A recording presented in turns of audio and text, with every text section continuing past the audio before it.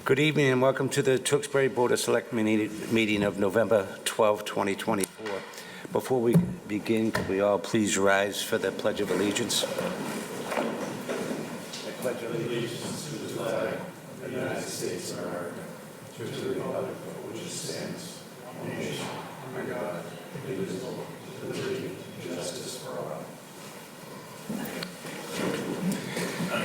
Thank you all for that. We have a lot on our plate tonight, so I want to kind of see how we can move it. First item on the agenda is RV Lecce LLC DBA The Pizza Bar, 1699 Shawshene Street. Change of manager's name only. Is there someone here for that? Not seeing anyone. Mr. Montori, this is just a name. Just a name change of the manager. It's a name change. Her name is changing. Any issues, board members? Nope. No.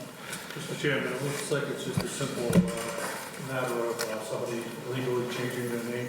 That's the continues to be the rest of the manager of the facility. So I'll make a motion to approve as submitted. Second. Okay, I have a motion made by Mr. Kratman, seconded by Mr. Ryder. All those in favor signify by saying aye. Aye. And chair votes aye as well. And for the record, Ms. Wellman will not be here tonight. Kratman. 4-0. Ryder. Second item on the agenda is Broadway Village Foods Incorporated, DBA Village Inn Steakhouse, one-day liquor license. Is there anyone here for that?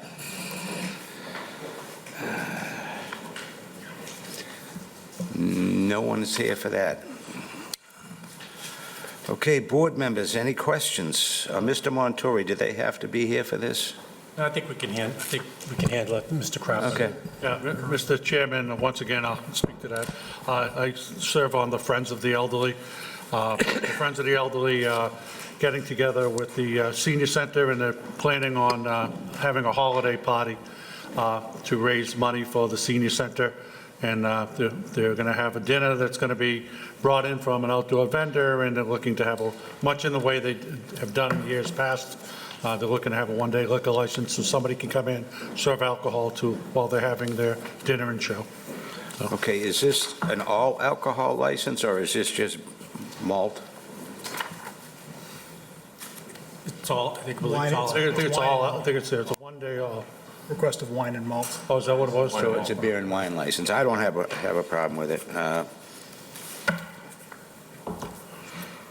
And what is the pleasure of the board? Mr. Chairman, I'll make a motion to approve the one-day liquor license for the event. Second. We have a motion made by Mr. Kratman, seconded by Mr. Mackey.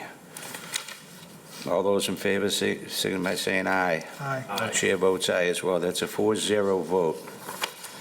Okay, so our next item on the agenda doesn't start till 7 o'clock, so I want to move along with some other items. Why don't we start off with new business, DPW snow and ice presentation.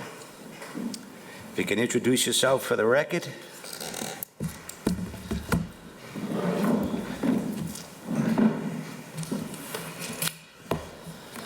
Good evening, Mr. Chair, members of the board. Kevin Hardeman, Public Works Director. I'm here for our annual snow and ice presentation. Welcome. Upcoming season. Thank Mr. you. Chairman, the PowerPoint's not showing up there, so if you can use the paper copy for now, and I'll catch up. Okay.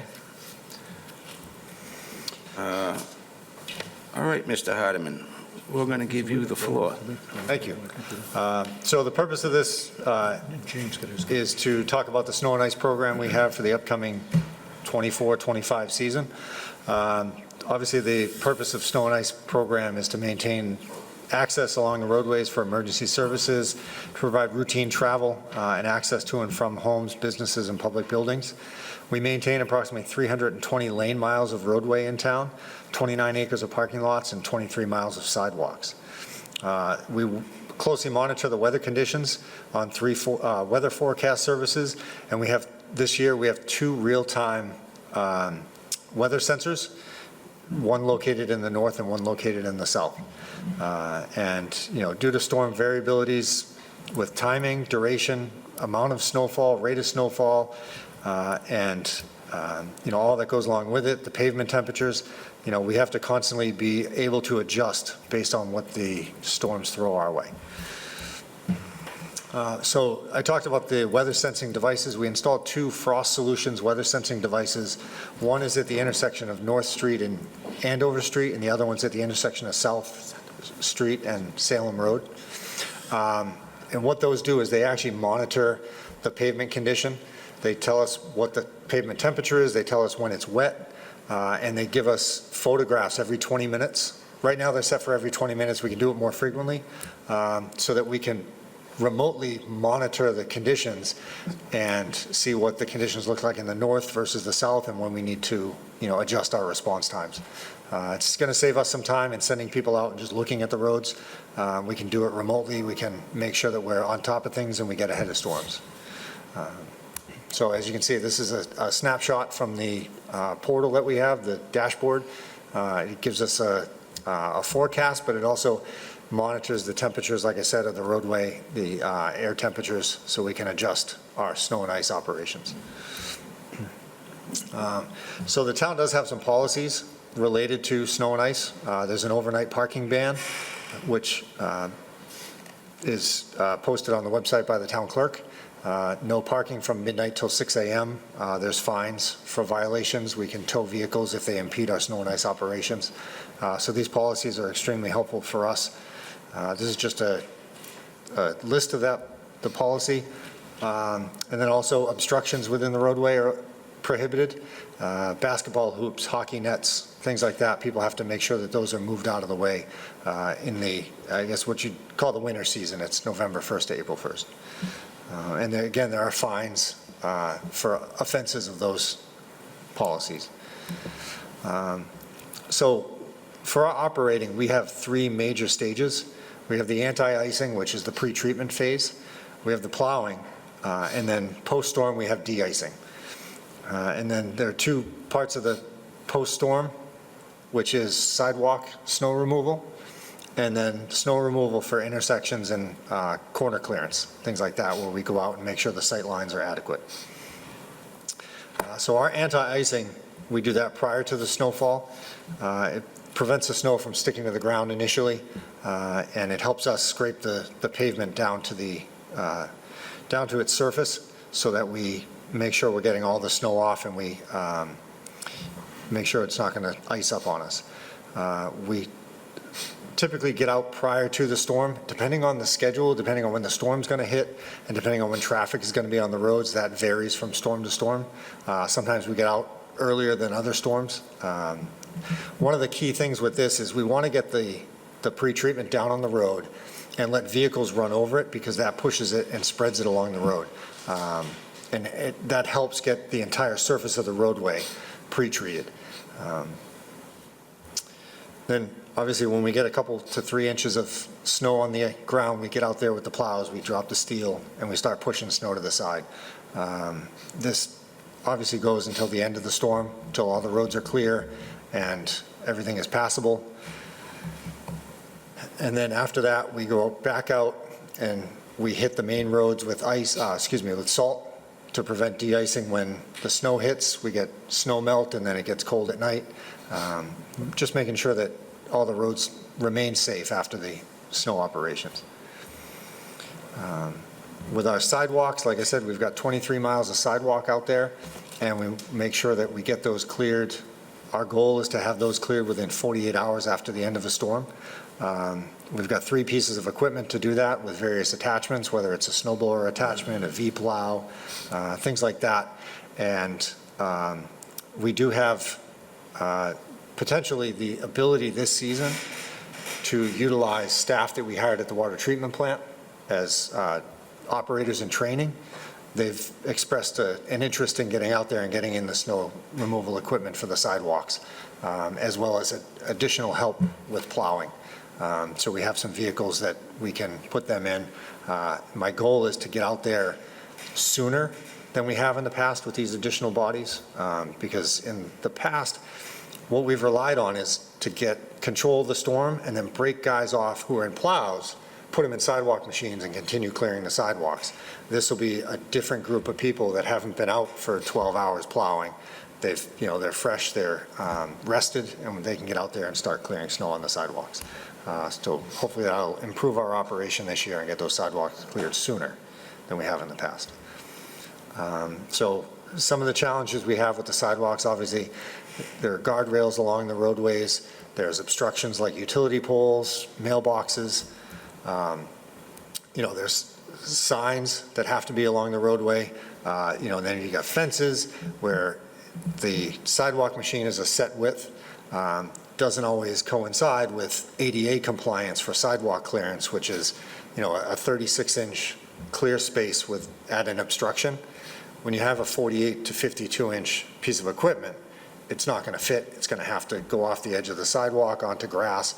It just makes for more cleanup that we have to do in the spring with lawns and things like that.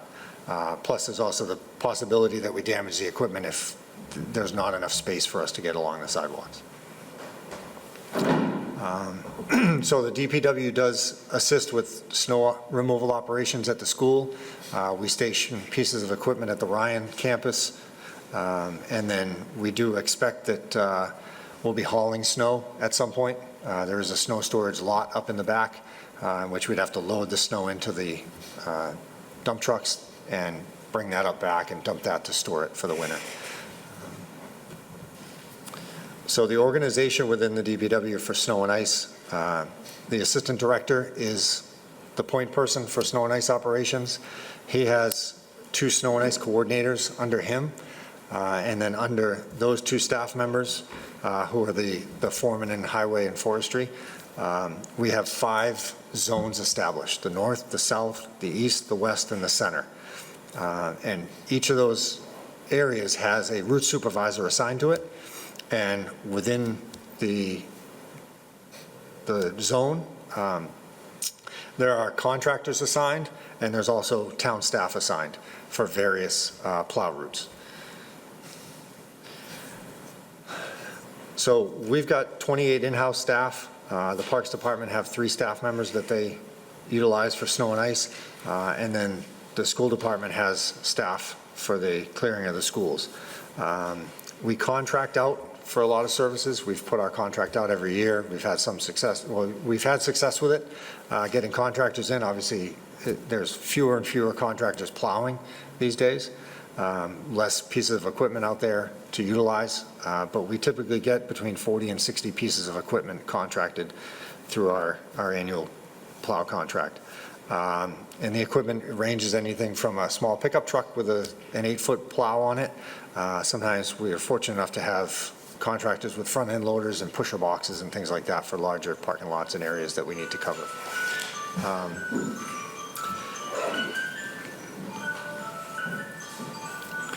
So a couple other things that we do. We utilize some of our smaller equipment, our Bobcats, to help clear the parking lots. We adjust our contractor rates based on what other communities around us are doing, and that's one thing I'll get into a little later. But we also bring back retirees. We bring them on, we put them in a piece of equipment, they know the town, they know the routes, and it helps us be a little more efficient with our operations, where we're not hiring an outside contractor for the first time who doesn't know where they're going. These people have worked in the town for years, they're retirees, and we bring them back, put them in a town plow, and they help us out. So the salting routes, there are, as I said earlier, 5 sections in town that we split the town up to, and then we have 13 total salting routes. Those are typically the mains and the hills is what we call them. We don't salt every road. There's typically not a need to salt every road. It's just the main roads and then the areas which are hilly that we know are a little more sensitive and can be a little more treacherous in the winter when it gets icy. We've worked every year to properly calibrate our equipment, and since we started doing that, we see about a 64% reduction in our salt usage to make sure we're not putting too much salt down on the roadways.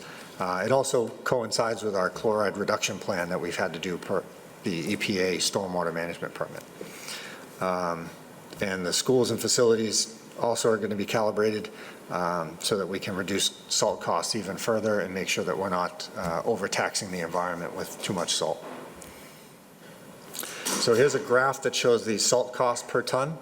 And this year, we're up about 7.6%, so we're just under $71 per ton for salt, purchased through the consortium through MassDOT District 4. So again, to talk about the routes, the plow routes, we have the 5 major sections in town and 48 plow routes. That excludes the major road network. Typically, the major road network is handled by the route supervisors, right? So they're on the main roads within a section, and they're able to drive the entire section as they're plowing and check on their contractors and their DPW staff that are reporting to them. So they kind of have an overview of what's going on, and then it's broken down to more granular detail to each route, and those routes are based on the lane miles and difficulty, whether it's a dead-end road they have to back out of, or a dead-end road that has a cul-de-sac, much easier to get in and out, things like that are taken into account, so that any plow route takes about the same amount of time to drive as any other plow route. And then those plow routes are assigned to different drivers. They're given a sheet that shows the route, so we know where and they're tracked within the office, so we know where every driver is and where they're assigned at all times. Next slide to talk about contractors. So this is a comparison that we've been doing. We try to figure out what other municipalities are paying the plow drivers and stay competitive with that. So you can see here where our base rates, based on 30 billable hours, which historically we see anywhere from 20 to 40 billable hours for contractors throughout the duration of the winter. So we're relatively competitive with other communities.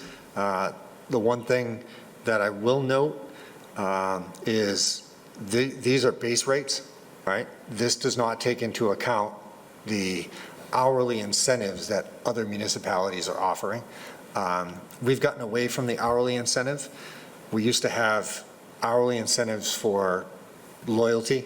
You know, if people have plowed for us for 1 year, 2 years, 3 years, they'd get incremental loyalty bonuses. But the complaint we get from most contractors is that there's no guarantee in making money. And in order to sign a contract with the town, you have to have an inspection done. You've got to make sure your equipment is up to spec. And then the big thing is you have to give us an insurance certificate. So you have to prepay for your insurance for the season on a hope that there is work to do that you can make that money back. And we've heard it from many contractors that that's a big cost up front for them to pay, and they don't know what the winter's going to hold. So we compared different contracts with other municipalities, and what we saw was that some municipalities provide a sign-on bonus, and some municipalities provide an attendance bonus, okay?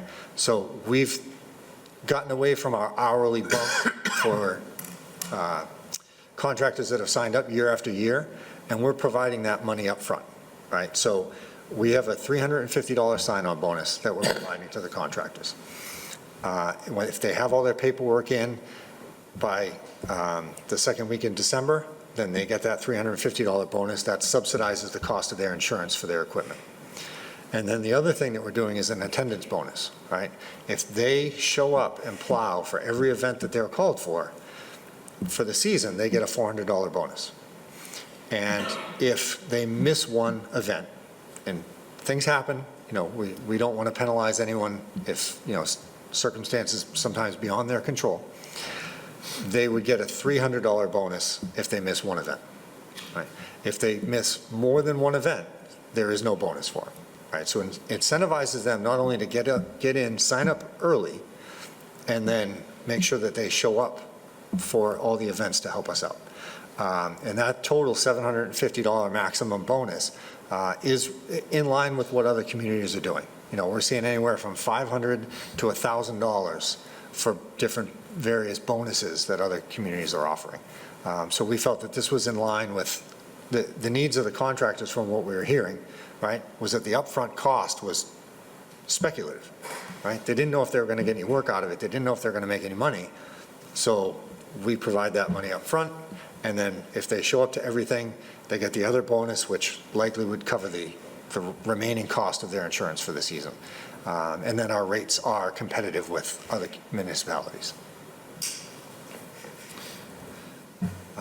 So the last thing is, how can residents help us during a snow and ice operation, right? As you folks know, I don't have to tell you, but our guys are sometimes out there 14, 24 hours clearing snow, making sure the roads are safe, right? So things residents can do, right? Observe the parking ban. Make sure that the vehicles are not in the way. Make sure that we have clear access to push the snow off the roads. Make sure your trash and recycling containers are not going to impede that snow and ice operation. We do send out notifications through the website and social media on, trash day is Wednesday. Make sure that the trash barrels aren't going to be in the road. Make sure we can still push snow. Drive cautiously, right? Especially during a snow and ice operation. We hate to say we have primacy, but our main goal is to make the road safe. Our plows need to get around town, right? They need to get where they need to go. And we just need to make sure that everyone is safe in the process. Drivers should heed, the advice and just slow down, right? Let everyone get everywhere they need to get safely, even if it takes a little extra time. Clear snow from hydrants. If there's a snow around your house, we ask that residents clear the snow from around the hydrant. If you know that there's a catch basin in the street, shovel that off. If it's, and some of them are slightly off the road, some of them are, in near driveways, things like that, clear them off, right? That's going to help us when the snow starts to melt. It's going to have a place to go. This is a big one. Don't push snow from your driveway back out in the road, whether it's with a plow or a snow blower. We see it a lot. We typically, if we see it, we call it into the police department. They're the ones that can respond to that and issue warnings and fines. But just, we ask residents, don't push the snow back out into the road. Also know that once the snow has stopped, we haven't, right? That's when we take a breath and we say, okay, what's remaining, what roads need to be cleared still, and then make sure that the corners are pushed back. So there are times when, it's a long operation and we get the roads cleared, send guys home, they get a break, they come back the next day, and then we continue again, pushing back corners, finishing sidewalks, things like that, and then de-icing and stuff. We do have sand and salt mix available at the DPW. It's in a covered bin up front in the front parking lot. Residents are welcome to come down. It's not for contractors, but residents are welcome to come down and get some, de-icing and sand product to help out with their driveways and their walkways. And then the last thing is really just have patience with us. Our guys do a tremendous job coming in, working long hours to clear the roads so that people can get to where they want to get and get to where they need to get. So just give us time and, let us get our job done, and we'll make sure the roads are safe. All right, thank you for that. And that's a lot of information. If I could say, Mr. Chairman, the last thing, we will be sending a mailing out within the next few weeks with most of this information, and this presentation will be posted to the website. It'll be updated from the one that's there now. But we just want to make residents aware that they'll be getting a mailing with more information from us about snow and ice operations. Now, have you had any luck hiring people for this year? Contractors? Yeah. Yes. Yeah. Okay, my question is, you said they need insurance, a certificate of insurance? Yes. Maybe. Do any of the people that you hire for landscaping do the plowing for us? You hire outside contractors to mow lawns and stuff. Are any of those people involved in any of the plowing?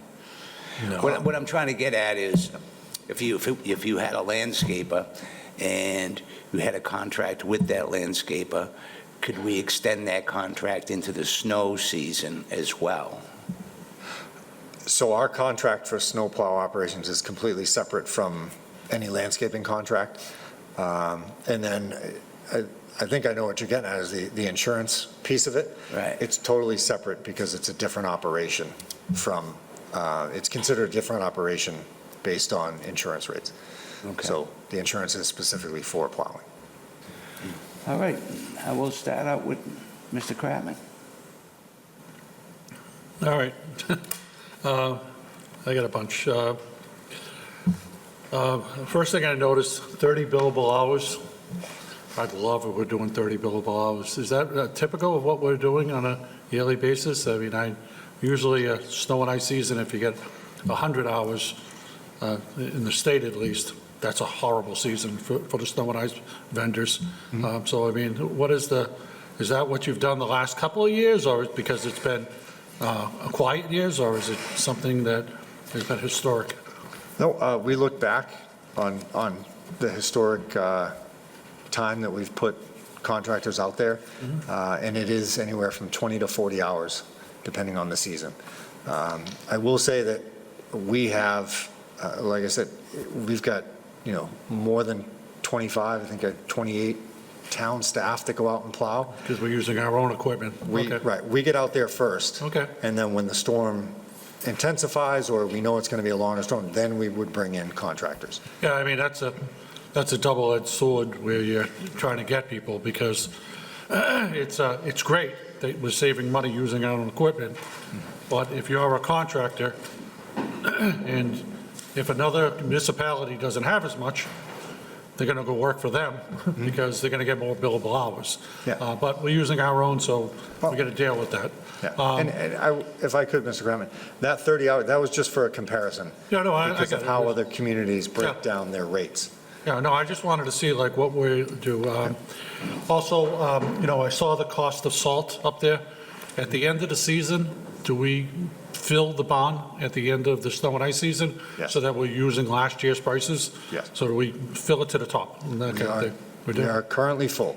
Perfect, that's great. Also, I think you're missing a slide. That's like a very important slide, that should be up there. Every year, I've been out on these same roads, usually I'm with my state contractors going up and down the roads. We go up and down 38, and you can tell residents not to push snow on the road. We need something to reach out to businesses.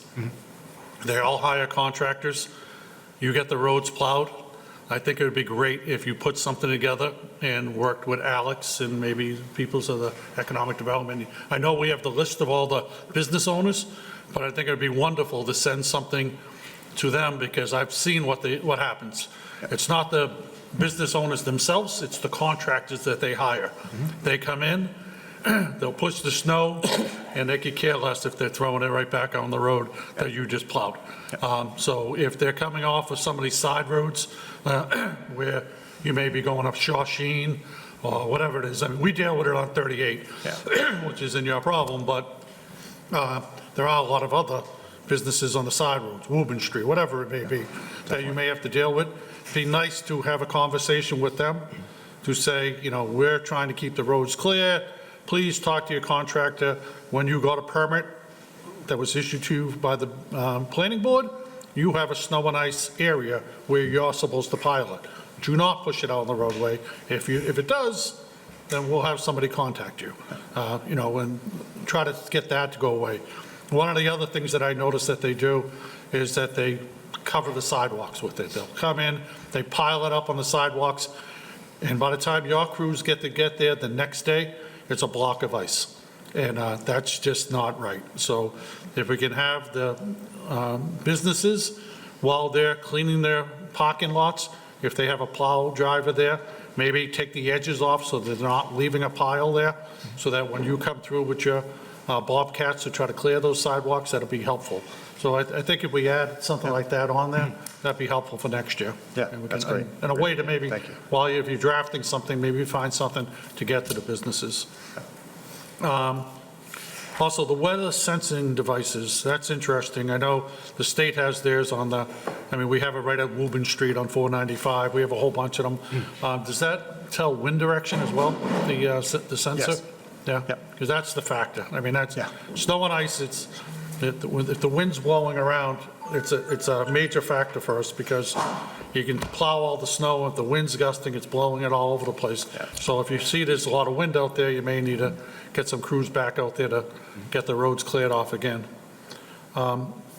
Calcium trucks, we're using, how many of our vehicles, the town trucks, have calcium on them? I don't recall off the top of my head. I want to say it's 6 or 8, Okay. but I'll get you. Are those the that. ones with the Sanders? Yeah, the So Sanders they with mix the in and they tanks. cover, that's, Yep, the that's a big cost savings, because Yeah. if we're using the calcium and then you're spreading, it's gonna keep the salt to the road instead of like pinging off the road, which we already just saw what the cost of salt is, so that's excellent. So if the more we can use them liquid, I love the pre-treating, because when you get the pre-treating out there, that adds to it as well. A lot of people say, why are we doing this?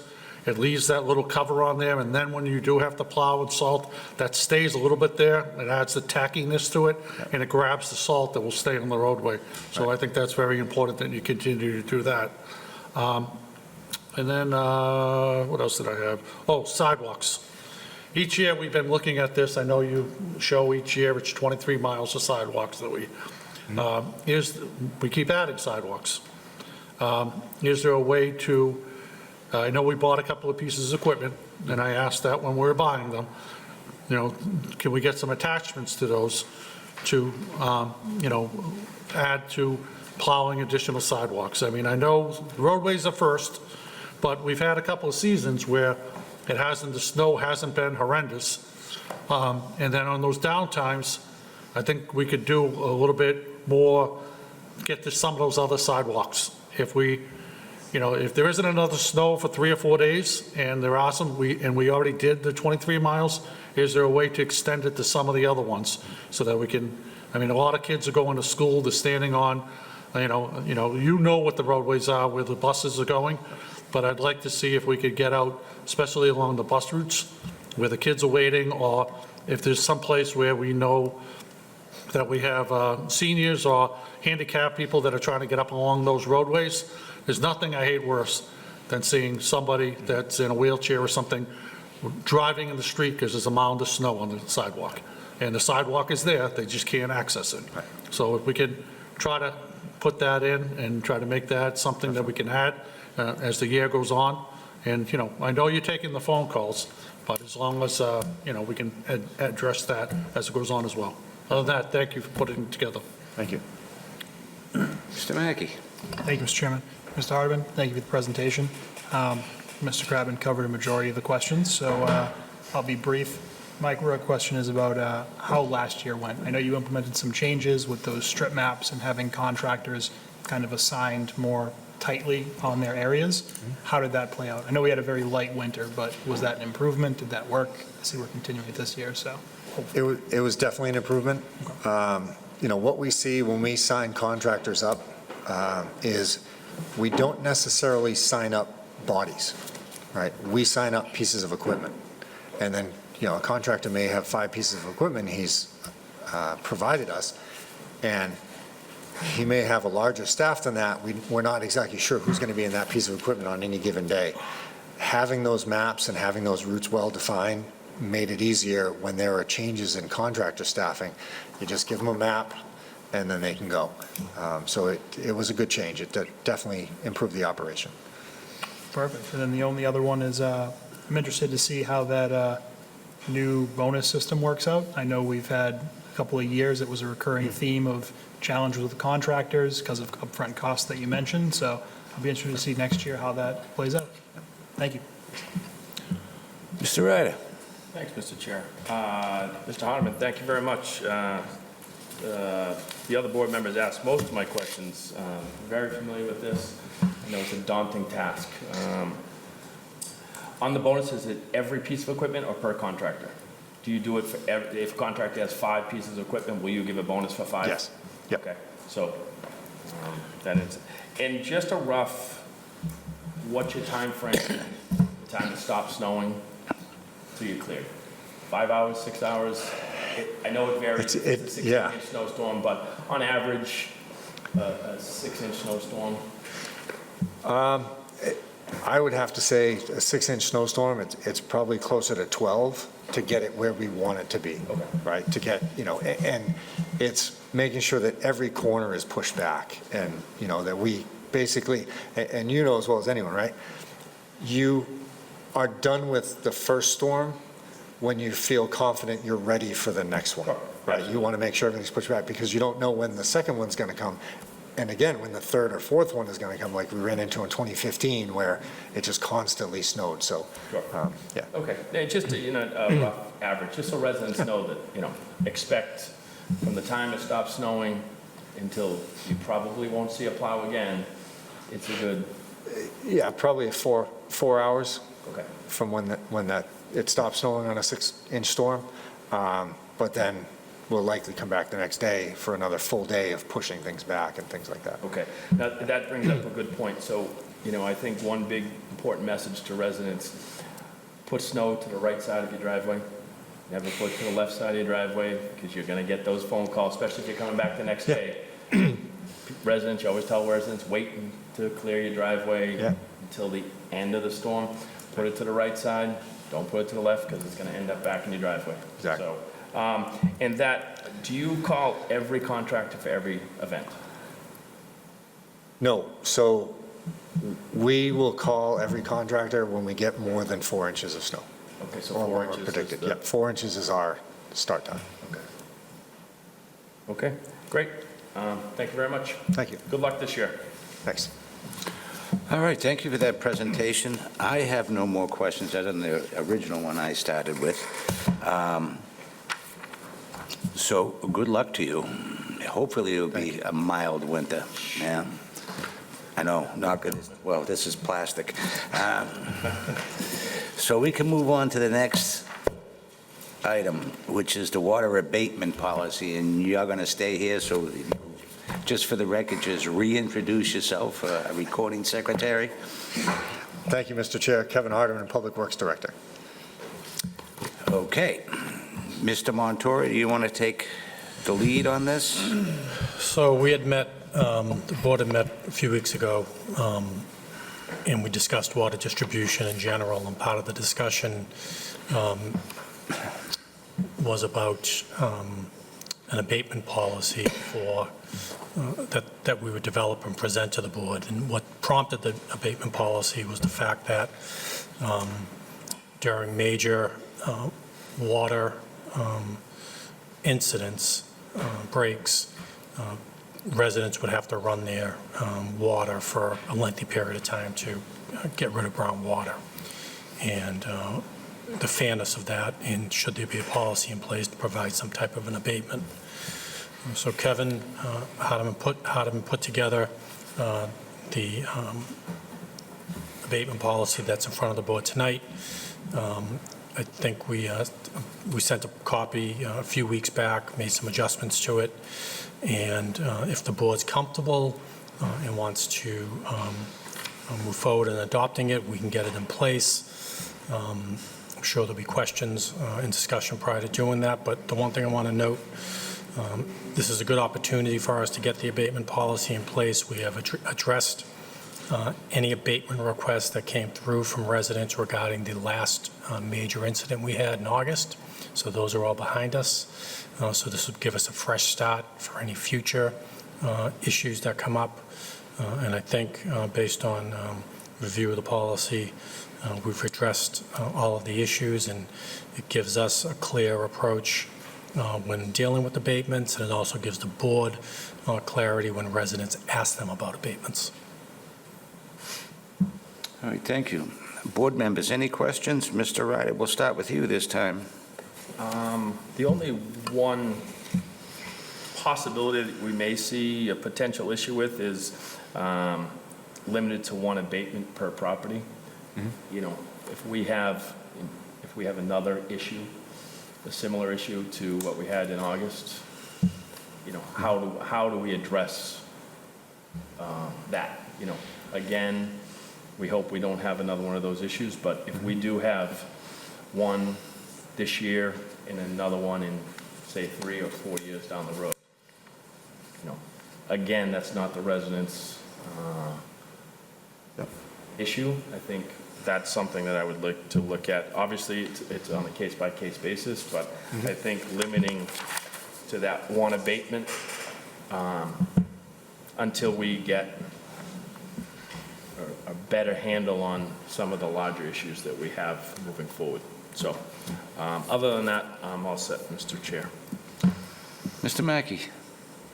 Thank you, Mr. Chairman. I actually have no additional concerns. My only concern was around one, I don't know, if it was one per event, might make a little more sense. But that's the only verbiage I had. Otherwise, I think it's a good policy. I know we've talked about this a few times. We've gone back and forth. I'm going to re-foot stomp that I believe we need to address the root cause as quickly as possible, because I think we've had almost a break a day since we had our meeting on the 30th. So we're going to have to look back at this. Thank you. Mr. Kratman? Yeah, we didn't have a break today. Yeah. It's not over yet. But I think we have, to James's point, that it's sad. It's like every day I get up and I look, where is it today? I'm just happy that we're putting something together. We need an abatement policy. I don't like the once every 10 years, because that's like saying, all right, we're only going to have a water break once every 10 years.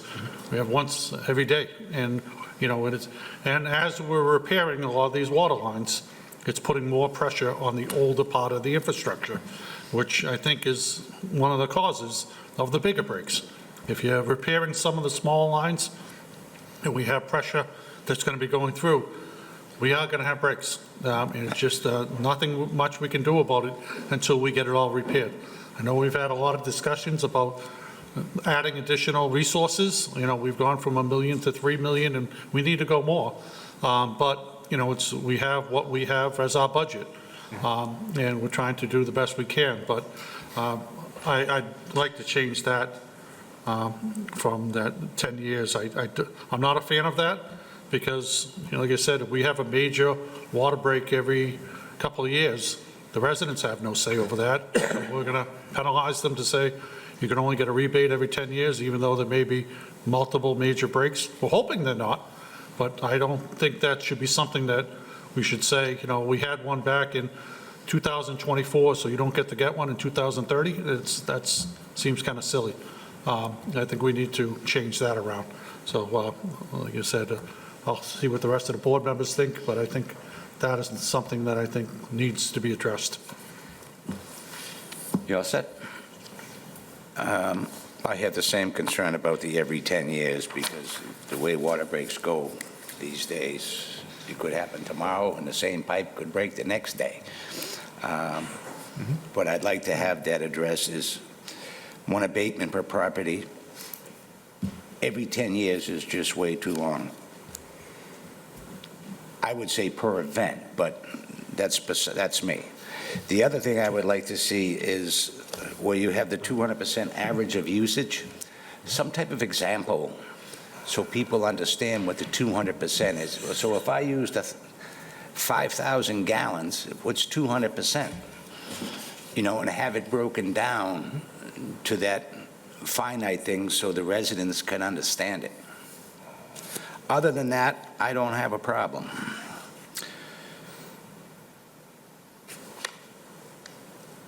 Kevin, you want to address those two issues? Yeah, so I think I agree with the comments about the number of abatements. So one thing to note is there are two types of abatements outlined here, right? There's a leak abatement, when someone had faulty plumbing in their home and they're looking for an abatement for that water usage. The other is the extreme event where something happened in the town system that required them to flush and use extra water.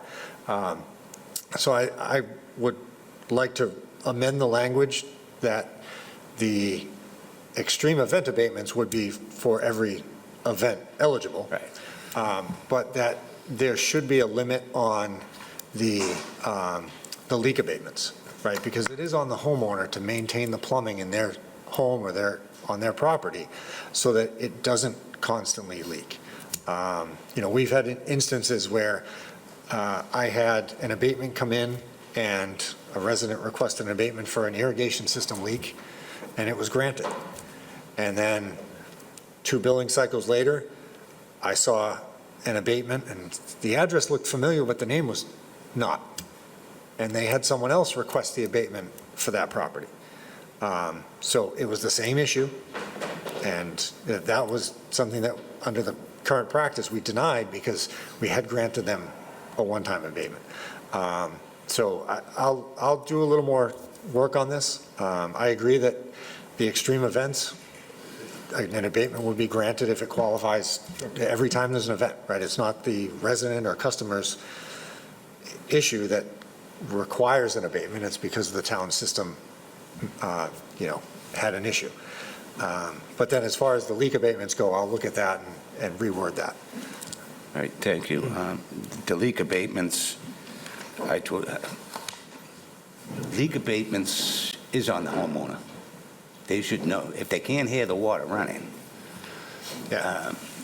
So the way the leak abatement is written is it has to be something that does not go to the sewer system, right? The homeowner is responsible for that water that was used, right? Because there's a cost to produce the water at the treatment plant, there's a cost to provide it to the customer.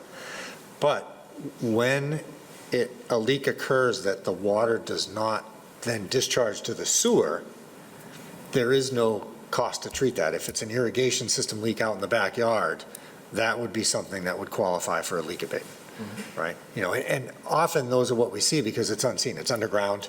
Sometimes it doesn't surface. People don't know what's happening. So you abating the water or just the sewer? We would debate just the sewer charges. Okay, for that. that's Right. That's where I Yeah. was getting at. Yep. All right, if you can do that for us, we'd appreciate it. And Yeah, and Kevin, to the point, like when you have this every 10 years, that's not under, if you moved it, I will- if you yeah, I will clarified that. modify that, yes. You clarified it under the leak abatement, and,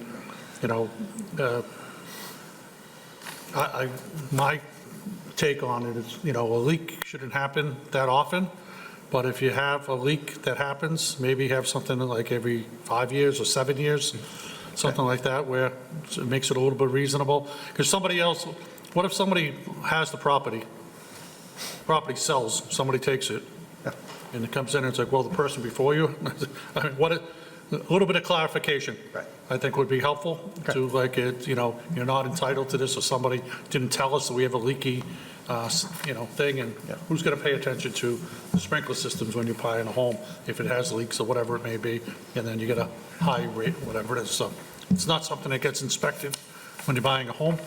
So something like that, maybe kind of change that the verbiage would be helpful. Definitely. Thank you. We'll make the changes, and I'll bring it back to the board for approval on the 26th. all right, thank you, Mr. Montori. Thank you, Mr. Donovan. Next up, you're still sitting in a hot seat there, but lead water service letters to the residents. If you can reintroduce yourself for the record for the recording secretary. Thank you, Mr. Chair. Kevin Hardeman, Public Works Director. So the EPA has a program in which every municipality, every public water supply has to submit an inventory of the service line material. We've been working on ours for a couple years now. We just submitted it in October. So there's some 10,000+ service lines in town. We've done our best research possible to inventory and determine what the service material is. And we submitted that to the EPA. The EPA then says the next step is to notify anyone whose service you couldn't identify the material, or the services in which the service is a galvanized line. Of the inventoried services, we have 133 that we've identified as galvanized, and we have 8,350 that we do not have record of what the service material is. And when you have galvanized lines, there has to be a letter that goes out to the residents notifying them, or the customers notifying them that their service line is galvanized and it may contain lead. And when you do not know and you cannot identify what their service line material is, a different letter has to go out to them stating that their service line is a material which may contain lead. This does not mean that we have 8,350 service lines that contain lead in town. Lead was banned for use in plumbing in 1986. So you would logically think any home built after 1986 probably does not have lead in their service line. But the way the EPA mandated this process, because we didn't identify what the service material is, these residents now have to receive this letter. A few things that we've done, and many municipalities have done it, is there is an online portal in which residents can self-verify what their service line material is. That went online about a month and a half ago, and we've gotten a bunch of hits on that. People are submitting, they go in their basement or go wherever their water meter is, take a photo, identify what the service material is, and upload that information, so we're chipping away at that. We also log what the service material is every time we change out a meter or meter transmitting unit, anytime we can get into the home or the business or whatever the customer is, and we log that information as well. But, you know, I wanted to bring this to the board because we are sending out nearly 8,500 letters in the next few days, and residents are going to see that their service line may contain lead, because that's the boilerplate language that DEP has provided us with for these notifications. So it's boilerplate language from the DEP. Do we have anything going out with this letters that says this is mandated by the state? Yes, it's all in that letter. Okay, because I just, Provides them with the information. I don't want to scare residents, put it that way, you know? I think we should have something in the letter that it does say it's mandated, but that the water is still safe to drink. You know what I Yes. mean? Yeah. I think we should have something in the envelope that states that, you know? Other than, because if somebody gets this letter, they could just misinterpret and say, oh, I'm going to die because I'm drinking the water, and it's not true. Yeah. So I think something has to be put within this letter or within the envelope of the letter that says, your water is safe to drink, this is a precautionary thing, et cetera, you know, and it's mandated by the state. That's why we're sending you this letter. Right. Yeah. Right. So I'll go start with Mr. Mackey this time. Thank you, Mr. Chairman. So I'm assuming that this is the letter that you're planning on sending? Yes. I think the only recommendation, similar to what the chair said, is you can add another QR code. Glad we're using QR codes, making it easy for people, but add another QR code that points to your website where you can put some additional information, like you just told us, like the background on it, because obviously there's only so much you can cram onto one sheet of paper. But I think a lot of that background information would be very helpful. I'm assuming that there's kind of statutory requirements on what the notification must look like. Yep. So I don't know if it needs to be an additional piece of paper that goes in there or what, but I think giving the residents a place to go to get additional information, if they didn't see this meeting and hear that explanation, is going to be very beneficial. Thank you. Otherwise, I have no other questions. Thank you. Mr. Kratman. Yeah, much in the way my two colleagues have mentioned, putting something out there to clarify our position on it.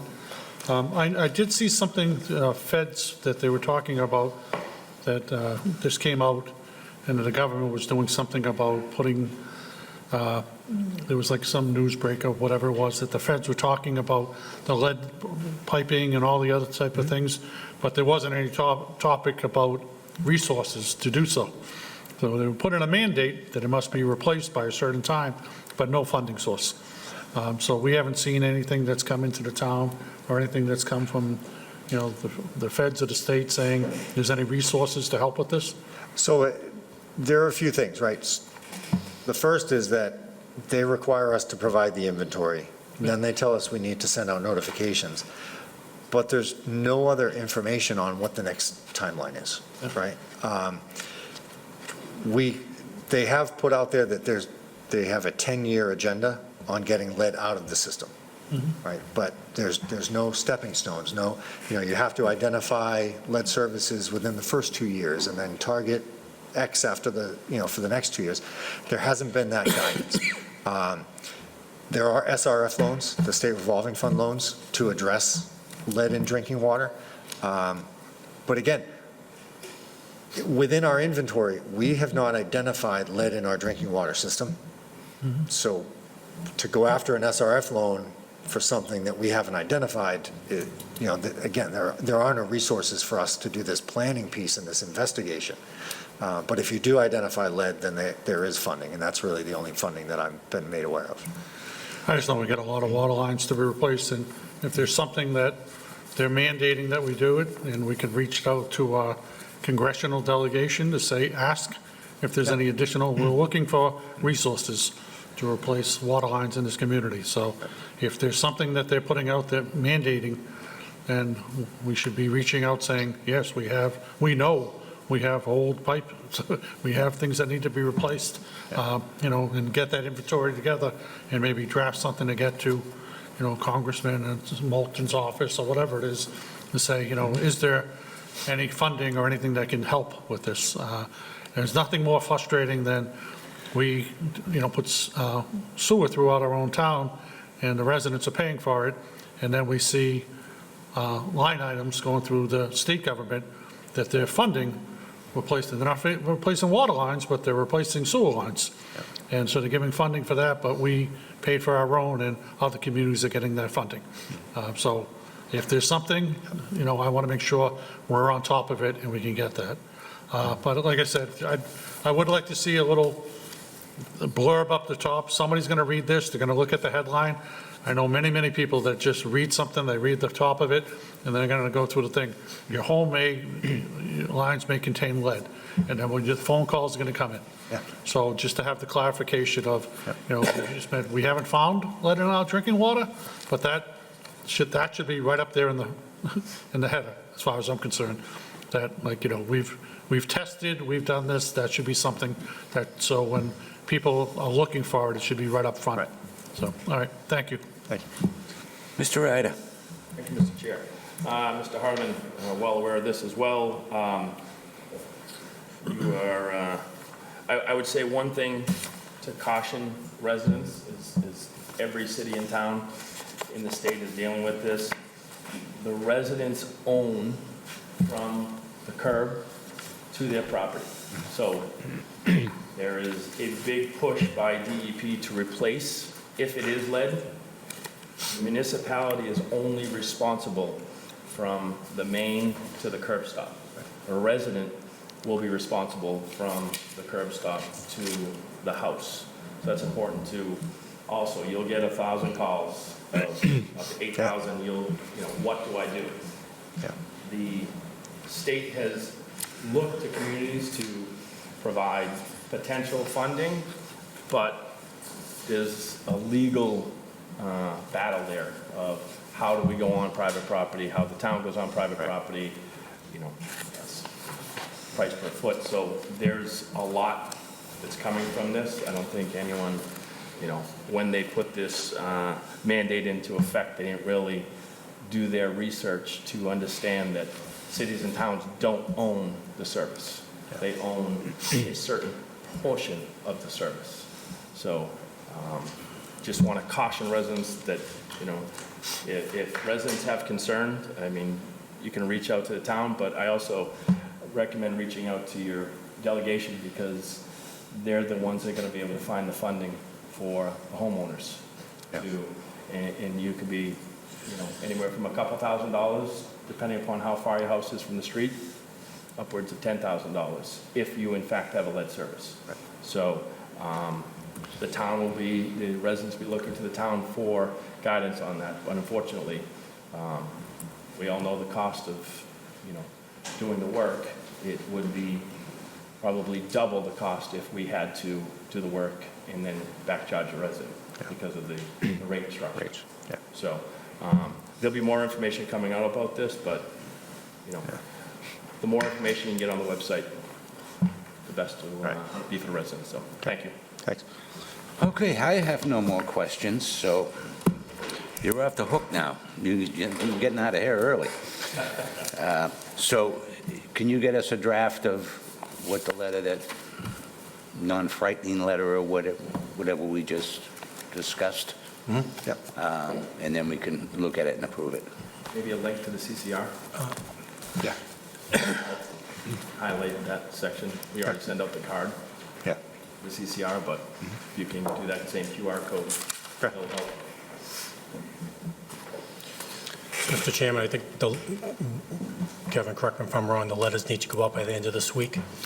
The 15th, yeah. Yeah, so we'll make any adjustments discussed tonight, and I'll get the copies to the board, but we need to send them out by Friday. Okay, Okay. that's fine.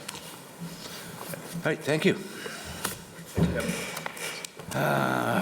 Okay, it is now 7 o'clock, so now we can go back to the original agenda. We are at Route 133 Cannabis LLC, 1625 Andover Street, retail marijuana license. Is there anyone here for that?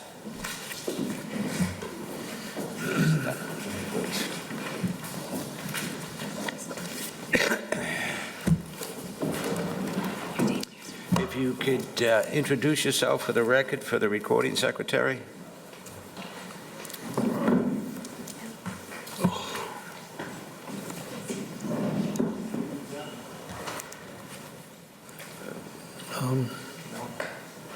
Yeah, I mean, you can move that over there. You put that up against the wall and take that over there.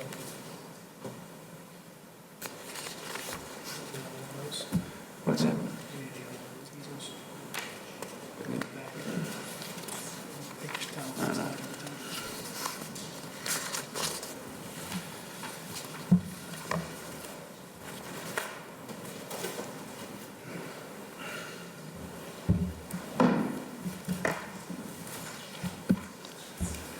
Okay, if you can introduce yourself for the record. Yes. Team Graffio, 52 Pinnacle Street, president of Route 133 Cannabis. Caitlin Woodward Sampson, Senior Vice President of Gold Standard Consulting and operating partner to Route 33 Cannabis. All right, thank you. I'm going to let you have the floor, and you can explain this big, thick book I got in front of me. Sounds good. Okay. So my name is Dean Graffio. I've lived in Tewksbury since 1977. I've raised my family here. I'm active. I am a current business owner here. I coach sports here. I raised my family here. I am a part of this community. I want to know that if the town selects me, I'd be the only Tewksbury resident picked to run a cannabis retail store in the town. In February, I withdrew my application to allow me to settle a frivolous lawsuit that I was named in. I'm happy to announce that all those spurious claims against me were dismissed with prejudice as they were baseless and unjustified, and this allowed me to come back in front of you at this point. I have maintained all aspects of my proposal from the last time we spoke. It is the same approved site plan, traffic analysis, same location and landlord, corporate structure, and operating partner. Costs for this project include the outfit of our retail space, hiring our employees, security system, inventory, lease payments, and startup costs. Our anticipated budget is $650,000 to $700,000. We have a $1.5 million line of credit from our partner Gold Standard. We anticipate we could be open our business in 10 to 12 months. We are ready to hit the road running with our developer. We plan on applying to the Cannabis Control Commission as soon as we can. Part of that process of our submission is the new Model HCA template that is now part of from the CCC. This offers the maximum legal benefit and revenue share to the town and avoids the need for costly negotiations, revisions, and review delays. I'm already a local business owner in town. I run a highly regulated business selling full alcohol, lottery, and tobacco products. I believe this is the closest industry and gives me experience to sell retail cannabis. I also know the value of community. We are committed to hiring Tewksbury residents and continue to evolve our community service initiative, Route 133 Cares. This is our campaign to empower our employees to take paid time off to volunteer for Tewksbury nonprofits. I will also continue my personal and company commitment to make contributions to local community service and charitable organizations. We are also exploring a new trend in the industry to provide equity benefits to all of our employees. Over the course of the last 7 months, we have worked to engage and listen to the concerns of our abutters and neighbors, each time sending mailings to invite them to the process to hear their concerns. Our most recent outreach meeting was in October. We have considered the concerns of our neighbors and made modifications to our site, including landscaping on the right-hand side of the property to block the view from the learning experience, right turn only out on Route 133 from our entrance to lessen traffic heading towards Lowell, right turn only out of our rear exit to give customers 2 options to exit our parking lot, signage and ground markings to ensure customer turns right, parking lot monitors to ensure traffic flow and no loitering. Accepted all the recommendations from the traffic peer review process. We are updating our plans to include more detailed landscaping on the side of the property that faces TLE, the learning experience. Our willingness to coordinate with the learning experience to avoid their peak afternoon rush period per the suggestion of the planning board. We already avoid TLE morning rush because we do not open until 10 o'clock in the morning. And the learning experience is not open on weekends, so this won't be applicable. We received final site review process from the planning board on February 26th. At this point, I would like to introduce my operating partner, Caitlin, to give an overview of our operations. After Caitlin presents, we will be happy to answer any questions the board may have. Caitlin has more than 19 years of experience in leading retail business with a prominent focus on operational excellence and sustainable growth. Over the last 4 years, Caitlin has opened and operated 11 cannabis retail locations in both the recreational and medical market here in Massachusetts. She has served in roles as a general manager for one cannabis company and vice president for retail of another. She has taken her expertise in the cannabis space and launched Gold Standard Consulting Services, where a team of industry leaders helped numerous cannabis operators become successful in all aspects of their operation. Now I'd like to turn this over to Caitlin. Hi, thank you. Like Dean said, we have a operational partnership. I have a 9.9 equity stake, or Gold Standard Consultant has a 9.9 equity stake for the next 3 years. This is not just maintaining compliance or anything of that nature. We are lending a $1.5 million loan to the applicant for inventory startup costs and any type of operational costs that may be needed for the establishment. We will assist in site operation, supply management, inventory and menu building, par levels, curation of menu to reflect market demand, advertising, brand development, and customer outreach services, licensing support, personnel management and development, coaching and training staff, product knowledge, customer interactions, and sales training techniques. We look to service about 350 customers per day based off of industry average for this location. We have 44 parking spots. Our peak hours will be between the hours of 4 to 6. It will pivot down for a dinner break and then bounce back up in the evening. We look to have parking lot attendants that have a map of how to, and I believe this was in your packet, on how to insert cars into the facility so it's easily, there's no pain or stopping points, as well as we did put into place a traffic management mitigation plan that we are willing to execute at any time. We will pull 1% of our organic drive-by traffic and 1% of our inorganic traffic, which we will put a marketing plan together in order to capturize those consumers. The parking lot is our first touch point. It's the easiest place for us to lose a customer, so the ease of entering and exiting the facility is our #1 focus when it comes to engaging with our new customer growth. We plan on having a soft opening just to engage with the community to make sure there's no pain points, and that if there are any, that we address them immediately. We do have a marketing plan. Our marketing plan will look to achieve $8 million in gross sales over the next 3 years. This will be for not only potential new customer growth, but with a customer return rate of 1.5. Our marketing plan, we will utilize social media, billboards if available. There are none currently available in this area. Most of the billboards allow 2 cannabis companies. It's one of the only ways of marketing in cannabis. Cannabis marketing regulations are they're pretty regulated, so we are only allowed to do certain things, and we are compliant in all of our marketing techniques. We will use Weedmap and Leafly, which are cannabis advertising sites that have appropriate age gates to make sure that any person that engaged with our company is of that valid age. We will use word of mouth. We'll have traffic driving campaigns. We'll use SEO optimization. We'll have a competitive market analysis to make sure we are on trends with any of our competitors. And we will ensure that our service is there. That's the number one thing. We are a retail business. If we do not provide exceptional service, then they can purchase their product elsewhere.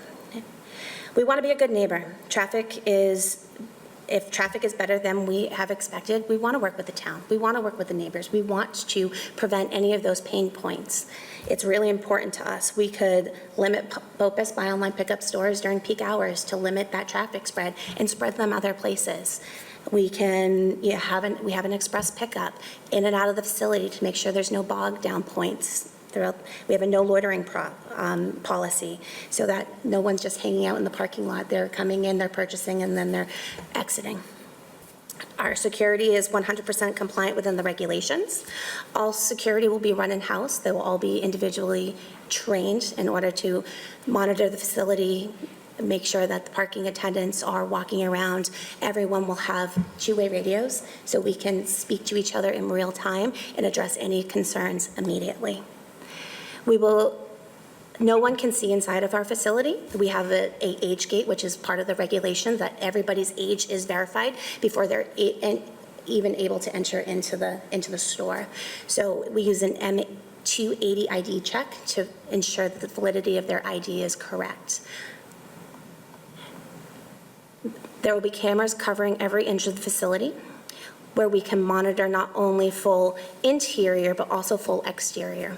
Those cameras are accessible to all managements. They're in every manager's office. They're in our reception office. Everyone has accessibility and has eyes on these all out operating hours of the day. And we can remote in if needed, and we will provide access to local authorities to have access to that as well. We have a zero nuisance policy. We have no problem banning any nuisance from our facility. We want it to be a welcoming place for anybody and everyone to come in, whether they make a purchase or not. We want to be the place where if you have a question, comment, or concern, we'll welcome you into our facility so we can address that and have those conversations. We take great pride in partnering with the Cannabis Commission. We welcome an inspection at any time. We do love our compliance process. You can walk into any of our facilities at any point in time and pull all records of anything that the Cannabis Commission will want to see, and that will be presented to them. How will we procure our product? Gold Standard Consulting has a buying group. We're able to buy and be competitive at the scale in which we purchase to ensure that standalone, non-vertically integrated operators, such as Route 133 Cannabis, can compete in such a competitive market, which is where cannabis finds itself in this current state. We work with multiple different vendors in the state. That allows us to purchase in bulk and redistribute product based off of customer demand and sell-through rates, ensuring the best price and no aging inventory. Our products will be brought in periodically at random times. We'll only maintain a 21-day spread of inventory. That means more frequent, smaller deliveries, so there's not vast amounts of cannabis just sitting in the site in a vault. These will be in unmarked trucks. The shipping process comes in, it goes to a delivery door in which a van will have two drivers. One of them will stay and maintain with the vehicle. The other one will come in as we take in the intake process. Everything is manifested and tracked in a seed-to-sale metric tracking system down to micro ounces of cannabis. So before we transport the inventory and sign off on it, it's counted, weighed, and verified with a double check manifest system and weights. Staffing, we will start with 11 to 15 employees and we'll grow as our sales grow. Gone are the days of lines out the doors when cannabis stores open. They do have the ability to purchase at a lot of different places. We need to incentivize them to come to us, and then we need to maintain them with our service and our product selection. The rate of pay will be between $16 and $20 an hour based off of the positions, and salary management will be based on the experience and the demand, and will be determined during the interview process. We want to be a good member of the community. There's a lot that cannabis can give back, as long as people are willing to allow us to do that. We want to do community cleanups, food drives, clothing drives, tip donations to local charities, and educational seminars. So that is all I have. All right, thank you. I'm sure the board members have some questions. We'll start off with Mr. Ryder. Thank you, Mr. Chair. You had mentioned that your right exit only out of onto Andover Street? So when you basically have to take a right heading towards 495? Yes. Now, in your back entrance, or your back exit, same thing, Yep. right? So you have Right. to come to that. So you basically, have you looked at having that as a entrance only? So you're allowing only one flow of traffic coming in and coming back out to eliminate any potential? So coming up International Drive, coming in the back, entering in that parking lot, taking a right, heading back out to 495. So you're eliminating, and, reading the concerns of some of the residents that, I've heard from, is the potential backup from the lights moving down towards Wendy's and the hotels.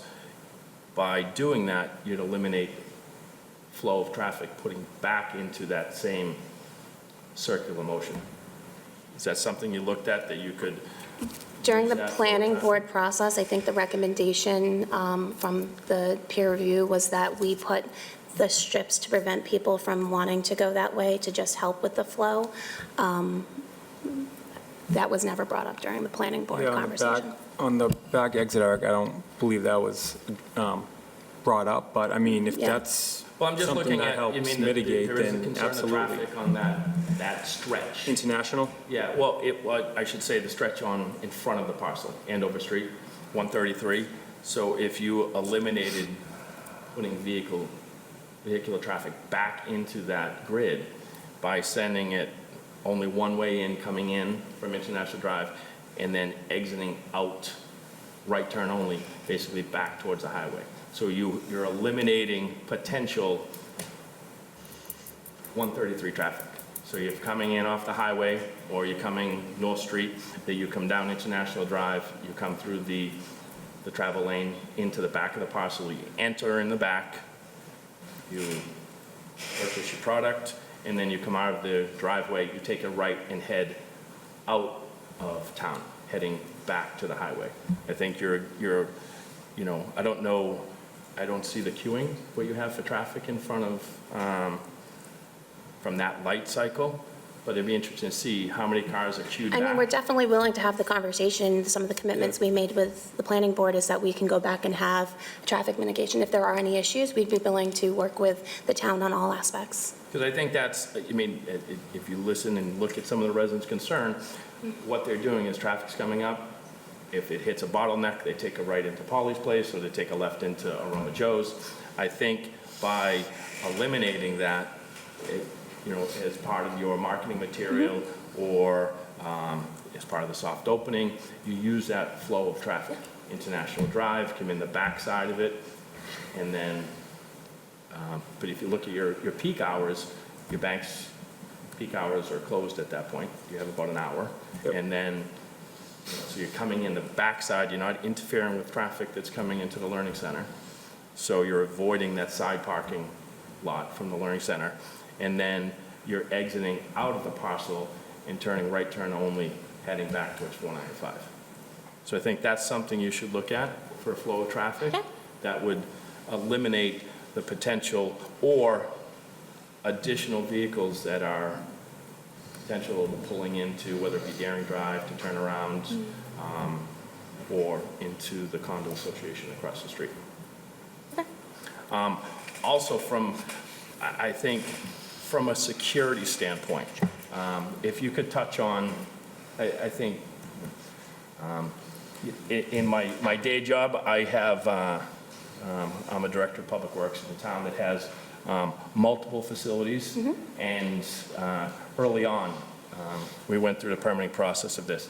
So if you could talk about the security aspect of it, and maybe the potential for any type of crime that you've seen. I'm sure there's statistics that talk about what you've seen in the industry. So our building is very secure. There's cameras, there's more cameras in our facility at any given time.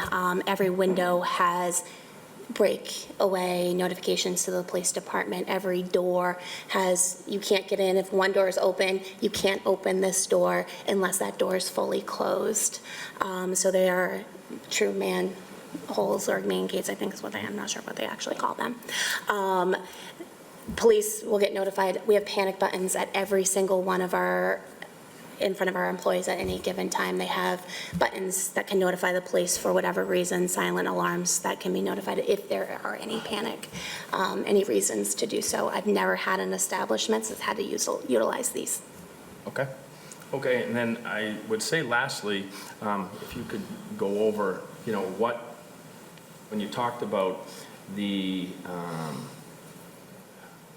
whether it be a vegetative shield or fencing, or what your intent is to shield or screen the bank and the.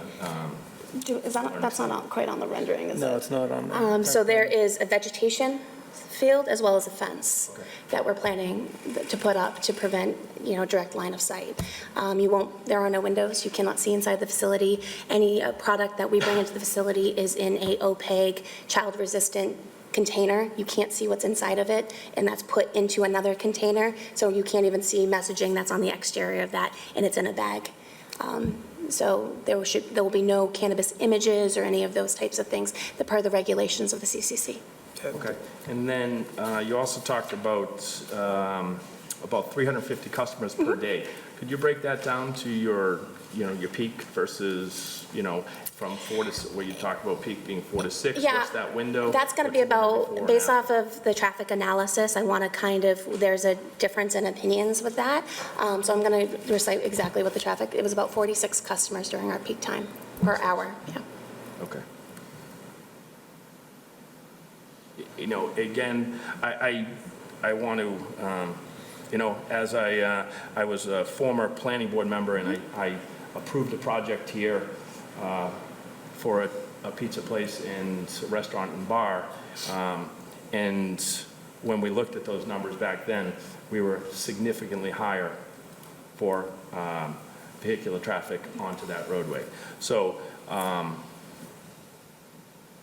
I'll wait to hear what the rest of the board says tonight, but again, we have a commercial parcel that is currently zoned for cannabis. I'll be honest, I wasn't overly happy with how this was zoned, but it did go to town meeting and it did pass there. But we do have a property owner that does want to develop their parcel, and I think it's in the best interest of the town and this board to listen to every applicant and make the best decision for the town. So thank you very much. Thank you. Thanks, Mr. Chair. Thank you, Mr. Ryder. Mr. Mackey?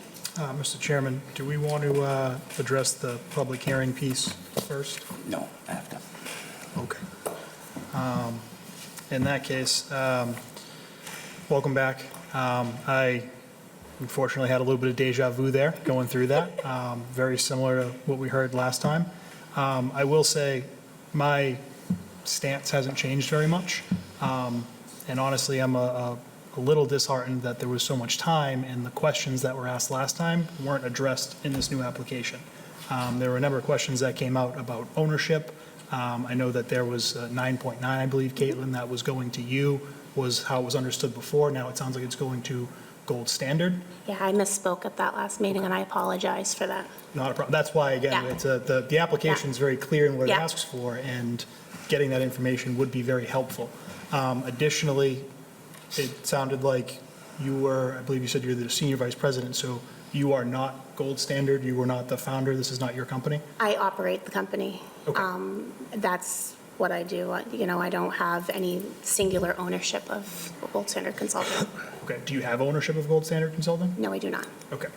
So I would also like to see then how this is going to be broken down with that ownership piece, as well as the funding. Understanding Gold Standard is giving a $1.5 million line of credit. That's great. But I also know you had said last time that this is a first for you all. This is not something you've done before. So Correct. I would very much like to see how this is all going to work before we kind of roll the dice on a location like this. And since then, I have taken on more clients, and we have established more, we have more revenue coming in that we would be able to establish and pull from this, as opposed to individual investors. Perfect, yeah, so I would reiterate my previous request for that information. That would be a great addendum to the application. And then my big stumbling block is the location. And I know we talked about this a lot last time. I am a proponent of retail marijuana. I think that this is a great opportunity for business in town, for generating revenue in town. I just personally can't, in good conscience, see how this meets the character of the neighborhood going next to a kindergarten/daycare. I understand all of the traffic concerns. Unfortunately, no matter where this establishment goes, there's going to be traffic concerns. I know the traffic study's been done. I commiserate with residents because we have traffic all over town. Most of the time, the traffic is where it's supposed to be, when it's supposed to be. But any business is going to add additional cars to the existing traffic. It is what it is. But for me, the concern is around putting this directly abutting a kindergarten daycare. And I know there were nebulous or ambiguous points about it not being a DESI kindergarten. For me, it's more of the spirit. There are lots of places this can go. I don't think next to toddlers and youths who are in a learning environment is the best place for it. Again, I would still like to see that information, and maybe there's some new, I know you've held additional meetings, so maybe the residents' sentiment has changed on having this, but that's pretty much where I am. So, thank you. All right. Mr. Kratman? Thank you. Thank you for the submittal. I appreciate it. I have a couple questions, pretty much have had about all the applicants.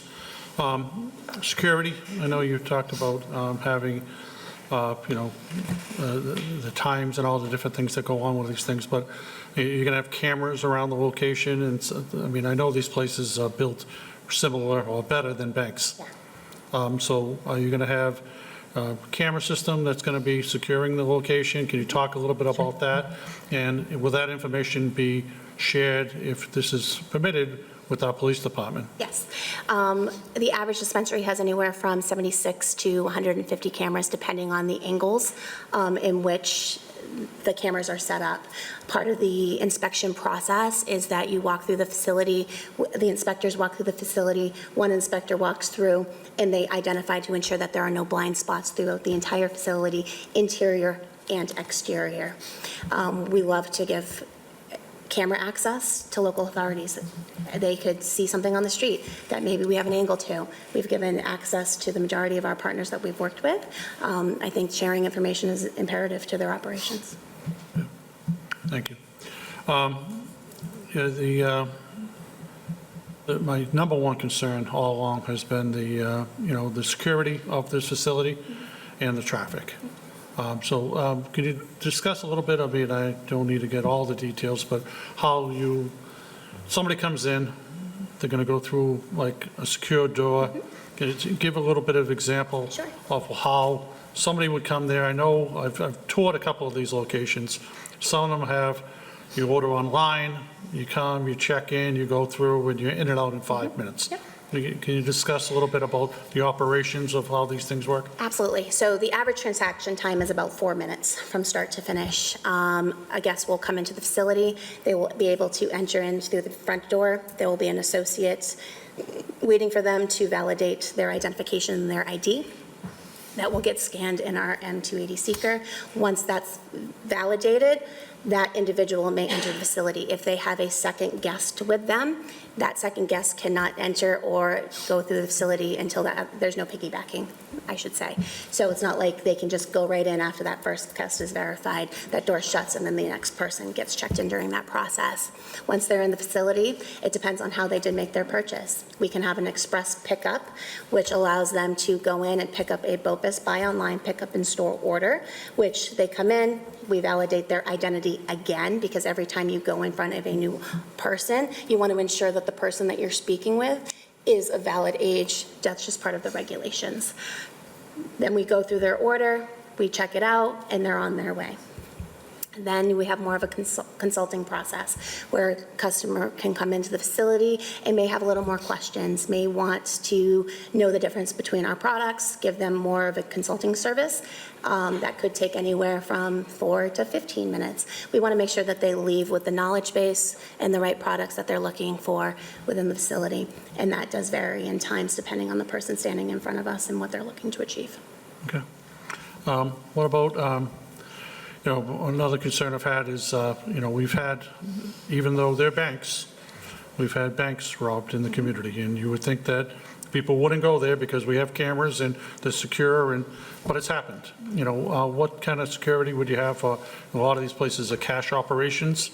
What kind of, So we use two methods of payments. It's cash or cashless ATMs, which there's no actual transaction other than like a debit kind of transaction.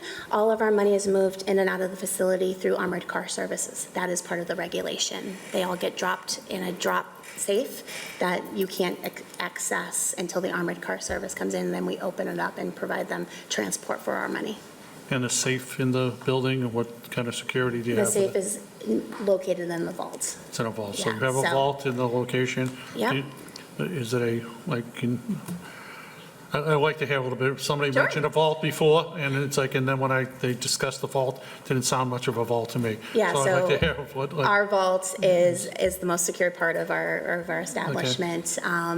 There is only authorized users that have key code access into the vault. That is maintained. Nobody is allowed into the vault unless they have approval with their access card. And no one that's not a approved member, it's in a restricted access area, is allowed to be in that area. All money is counted on camera. The vault is on camera. Everything is done on camera for a purpose because of just the type of operation.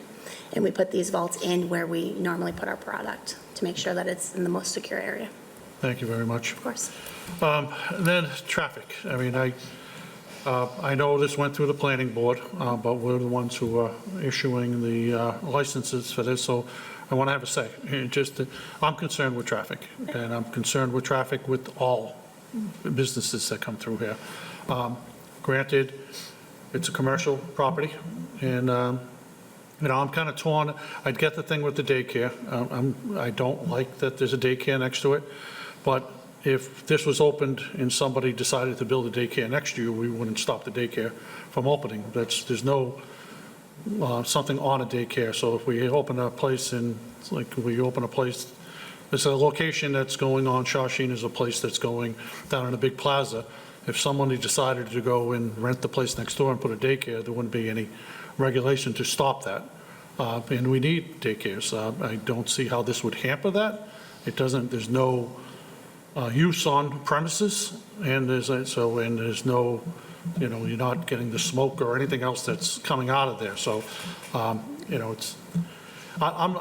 be upfront, I'm not a fan of cannabis shops, but this is something that went to town meeting, and the residents overwhelmingly passed it. But it's like, it's a commercial development. I want to see anything that goes in there, we mitigate traffic, and how we'll do so. So I have concerns. I'd like to, if we get into the process and this place opens and it gets busier than expected, or traffic is not working, what would you do about it? How would you rectify this to the community? Like, I know you're saying you're willing to work with us, but, you know, before you start, it's just traffic management, these traffic count plans, I take no weight in them. I understand somebody puts them together, but the actual counts of these places tend to be higher. But like I said, there's always a way to make traffic work. And by putting in, you know, turning lanes, or putting the one-way out, or putting something out there, that one section of 133 is pretty wide out there. So there is something that can be done. But if residents are trying to get home, and they're trying to get things, it's, to open one business and to hamper the community is not something I'm a fan of. If we could work in, you know, everybody could work to make this something that works throughout the community, I'm happy with it. If it's something that doesn't work for the community, then I'm not a fan. So I want to hear your perspective on, like, how you would, if this does become a traffic nightmare, what would you do to help? If we had to or needed to, if there were just a time or a parameter in time that we just feel that that area could not be supported, we could pivot our operations to appointment only during that time period. We could eliminate the ability to pick up BOPUS orders during that time to ensure that we're not front-loaded with all of that traffic pattern. So we would be willing to put those parameters into place if we felt like it needed to be there. Yeah, I live up in the area, so I go by there every day. So I drive by it every single day when I'm going in and out of home. And the number one time seem to be peak hours. I know you're talking about deliveries. Would there be a way to, like, limit deliveries not to peak hours? Yeah, deliveries normally will come in during our morning operating hours, which will be around 10 and 5, but before 5. Normally, distributors want to be home by 5, so they like to get their deliveries out and done and on their way home by 3 p.m.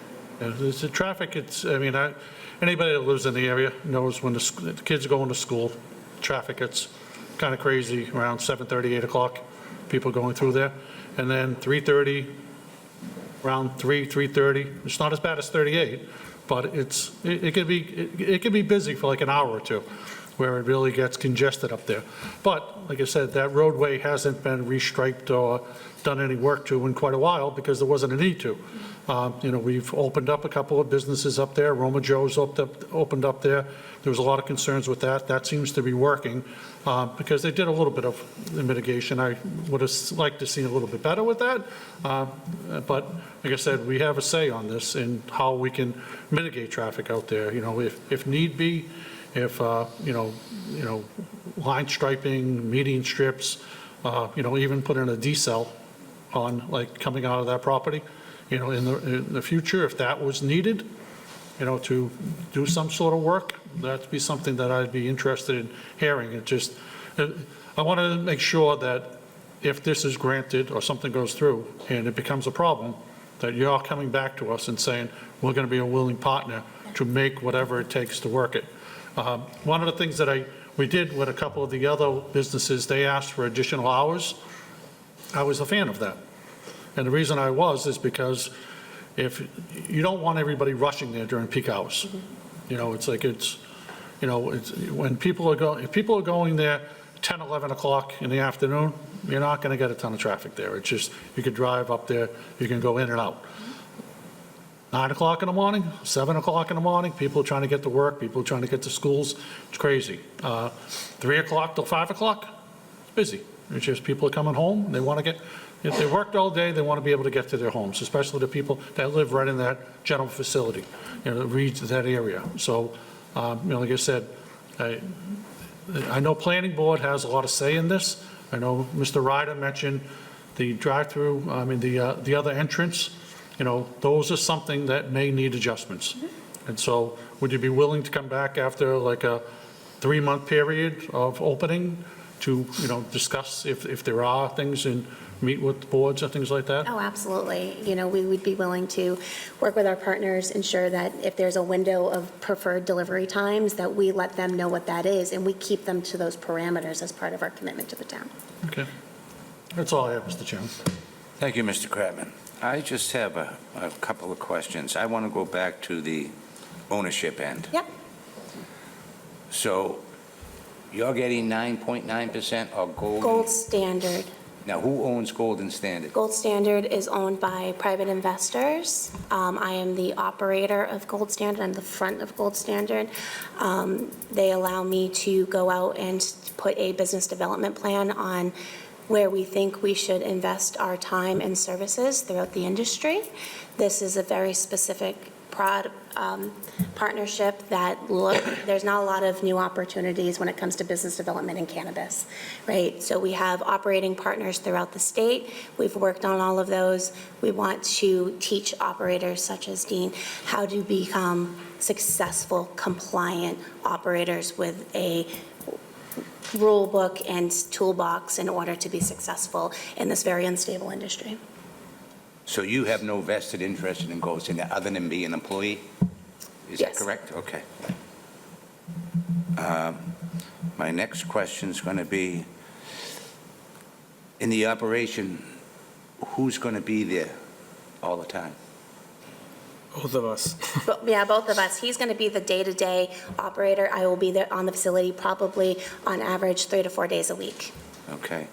And the other thing, when they were talking security, is there any type of parking lot attendant for security? There is? Yeah, so this is where those two-way radios, this is where our parking lot attendants, will there be someone just standing in the parking lot every hour at 11 o'clock when it's not warranted? Most likely not. They'll most likely be holding the door for customers in the vestibule, providing security. There'll be a receptionist that has cameras. They'll be the one that physically checks the IDs in, that will be behind a pillar of authority in a little box that allows them to take in those IDs.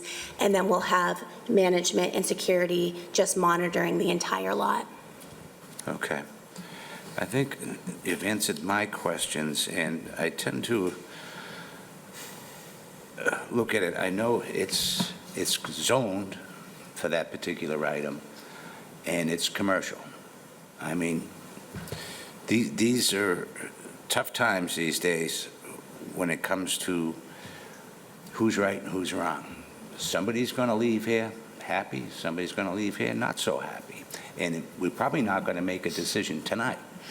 We're probably going to continue it so we can absorb this telephone book of information that I think I've read 3 times since your initial application. But for now, I am going to open it up to the public. But before I open it up to the public, I have some letters that we have received, and I don't want to read the letters if they plan on speaking. Is there a Michelle Stella here? Do you plan on speaking? Okay. Yes, to spare you reading the 2-page letter, yes. Okay. Alex Pratt? You plan on speaking? Just briefly to summarize. Okay. That's there. And I have another letter from Kevin Ahern. Is Kevin Ahern here? Okay, so Kevin Ahern is writing from, he's the owner of Aroma Joe's, and he's writing in support of 133 Cannabis.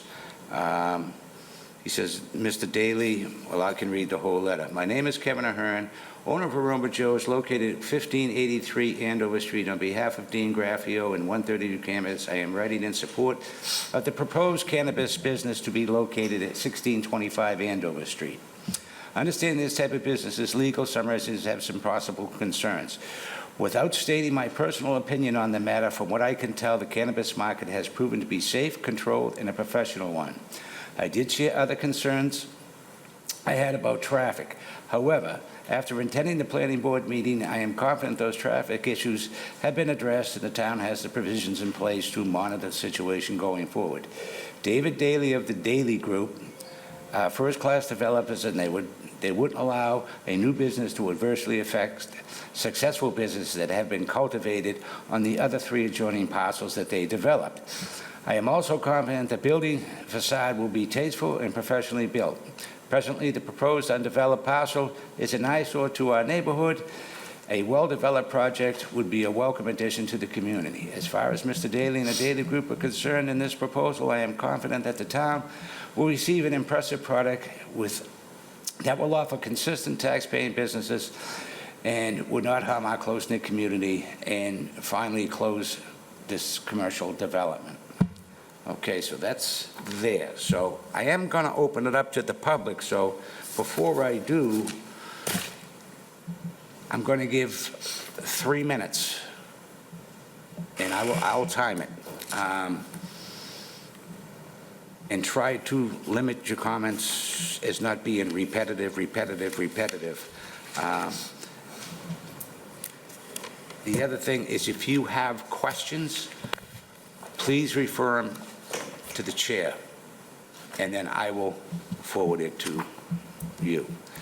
So, if anybody would like to speak, please come up to the microphone, introduce yourself with your name and address for the record, and we'll go from there.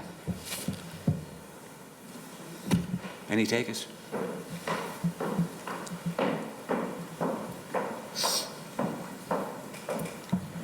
Good evening. My name is Shannon Doherty, and I am from the Learning Experience, where we have been since 2017.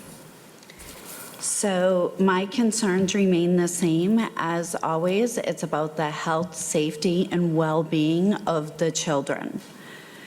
We want to make sure, as we have always prided ourselves on providing a safe environment, that we are able to continue to do so.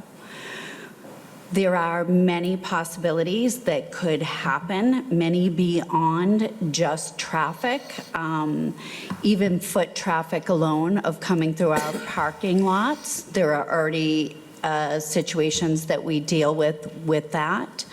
The worry of people who are going in may be under the influence, impaired, pose safety concerns. It would impact not only the children's safety, which is our very first concern, but also our business. And again, we have been there since 2017. At this time, not everyone is on board with cannabis. So it's an impressionable thing for our community. Maybe families will not want their children in the same parking lot as a cannabis center. We want to make sure that we continue to uphold our brand as being the safest environment for children. People who do not understand cannabis or agree with it, that means that we are looking at the possibility of people targeting the cannabis center for theft or criminal activity. It definitely makes families and parents uncomfortable knowing that this is a possibility, that this will be who is in our or adjacent to our parking lot. There is absolutely a risk for all, and I know in the beginning there was the comment made about we are not a DESE center, in which we are not, but we work very closely with Tewksbury Public Schools, and the regulation that is in place for DESE is to protect children, and I don't believe they just meant 5 years and older. We provide care for children from 6 weeks of age all the way through school age. As I've mentioned in the past, children get on and off the school bus at our parking lot. As far as the traffic goes, our peak hours will be the exact same peak hours, which are that 4 to 6. Most of our families are picking up anywhere between the 4 to 6. So again, that traffic, and as far as bringing it right back to safety, when those school buses are dropping off at 3 and 3:15, although it might not be the highest peak hours for traffic, it is extremely busy. And as I have mentioned in the past, it is very difficult for us getting the children on and off the bus because of the amount of traffic. So we at the Learning Experience still are not comfortable with this, and we are just looking out for the safety of our children, our families, and our employees, and our business and our brand. Thank you. Thank you. Anyone else?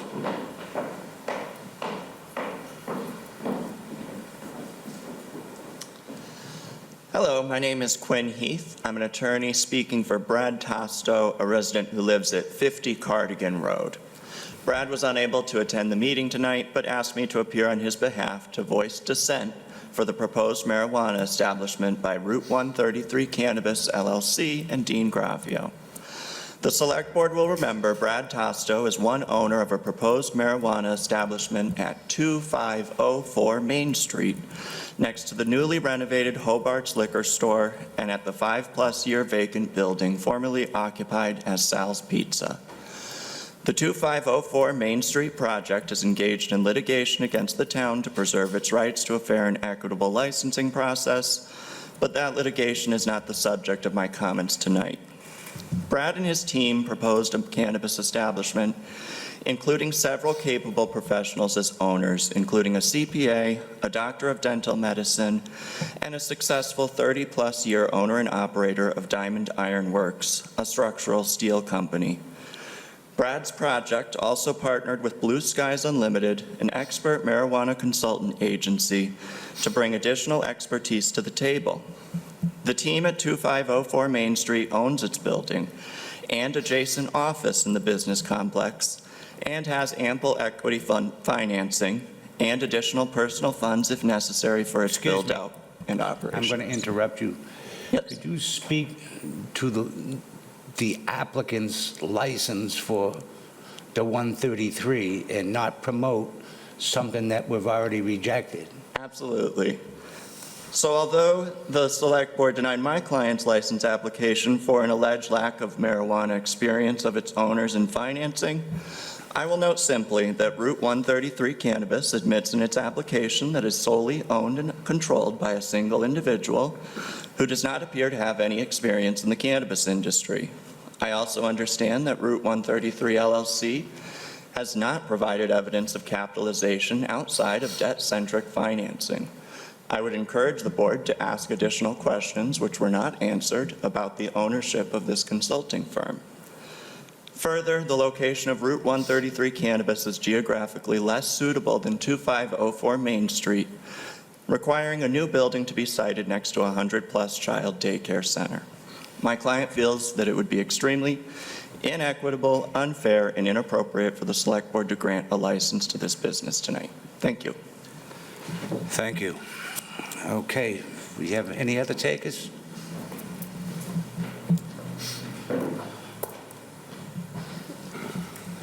My name's Alex Pratt. I live at 125 Pauley's Place, and I've lived there since 2012. I did send you a pretty detailed letter, and basically my concerns are stated in the letter, and they essentially come down to, as everybody has discussed, the road, the traffic, and the infrastructure on the road.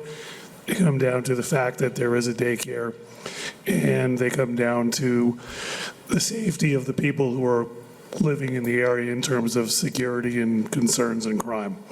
So in the last year, we have noticed, my wife and I, multiple traffic backups on 133. What I don't think has been addressed is people coming west on 133 and wanting to turn left into the proposed site, which I know will only contribute more to whatever backup is already in existence, particularly at peak times.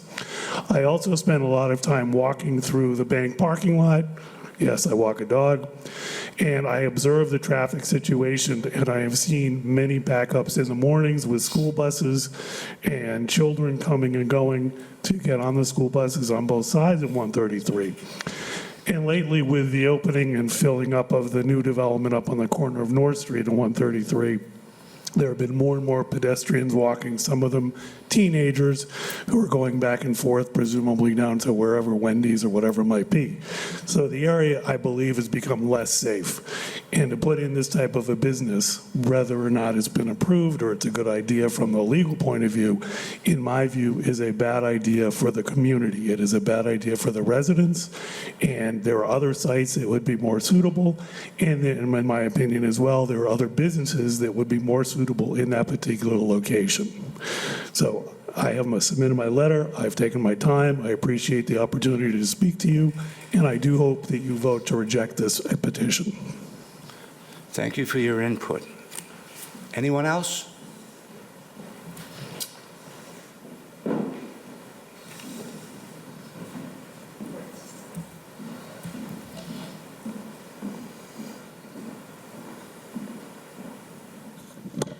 Good evening. I'm Jessica Randolph, and I live at 1484 Andover Street, and I've been there over 30 years. Our son went to school at the Dewing School across the way, and is a proud graduate of the Tewksbury school system. I happen to work at a neighboring town's school, and I have done that for 22 years, and I have watched my colleagues who are very careful to secure the safety of the children, as I'm sure my counterparts are here in Tewksbury. So I will say, we have bus drills for safety. We have drills that everyone knows all too well about. And the connection here, when I hear about panic buttons, security cameras, and feeds that the police can watch, I really wonder how incongruous this is as a proposed business in a neighborhood next to a daycare. And I know my neighbor, the First Baptist Church, is going to be reopening their daycare in January. And then, of course, we have the Dewing School around the corner and families moving into the condos on the corner of North Street. I agree with my neighbors. This seems like a very ill-fitted place for a cannabis establishment, and I think that the town could accommodate it more readily elsewhere.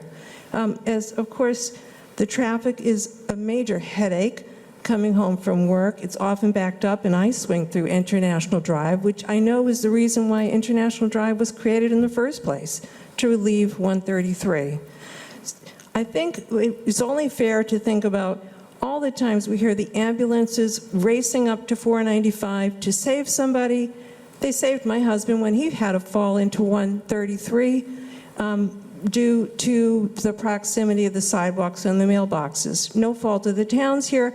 I'm just saying that it is great that we have sidewalks, and let's protect our children and our families in the neighborhood, not at the expense of this establishment. I do hope that these concerns of our neighbors are seriously considered, and thank you for your time and listening. Thank you for your input. Anyone else?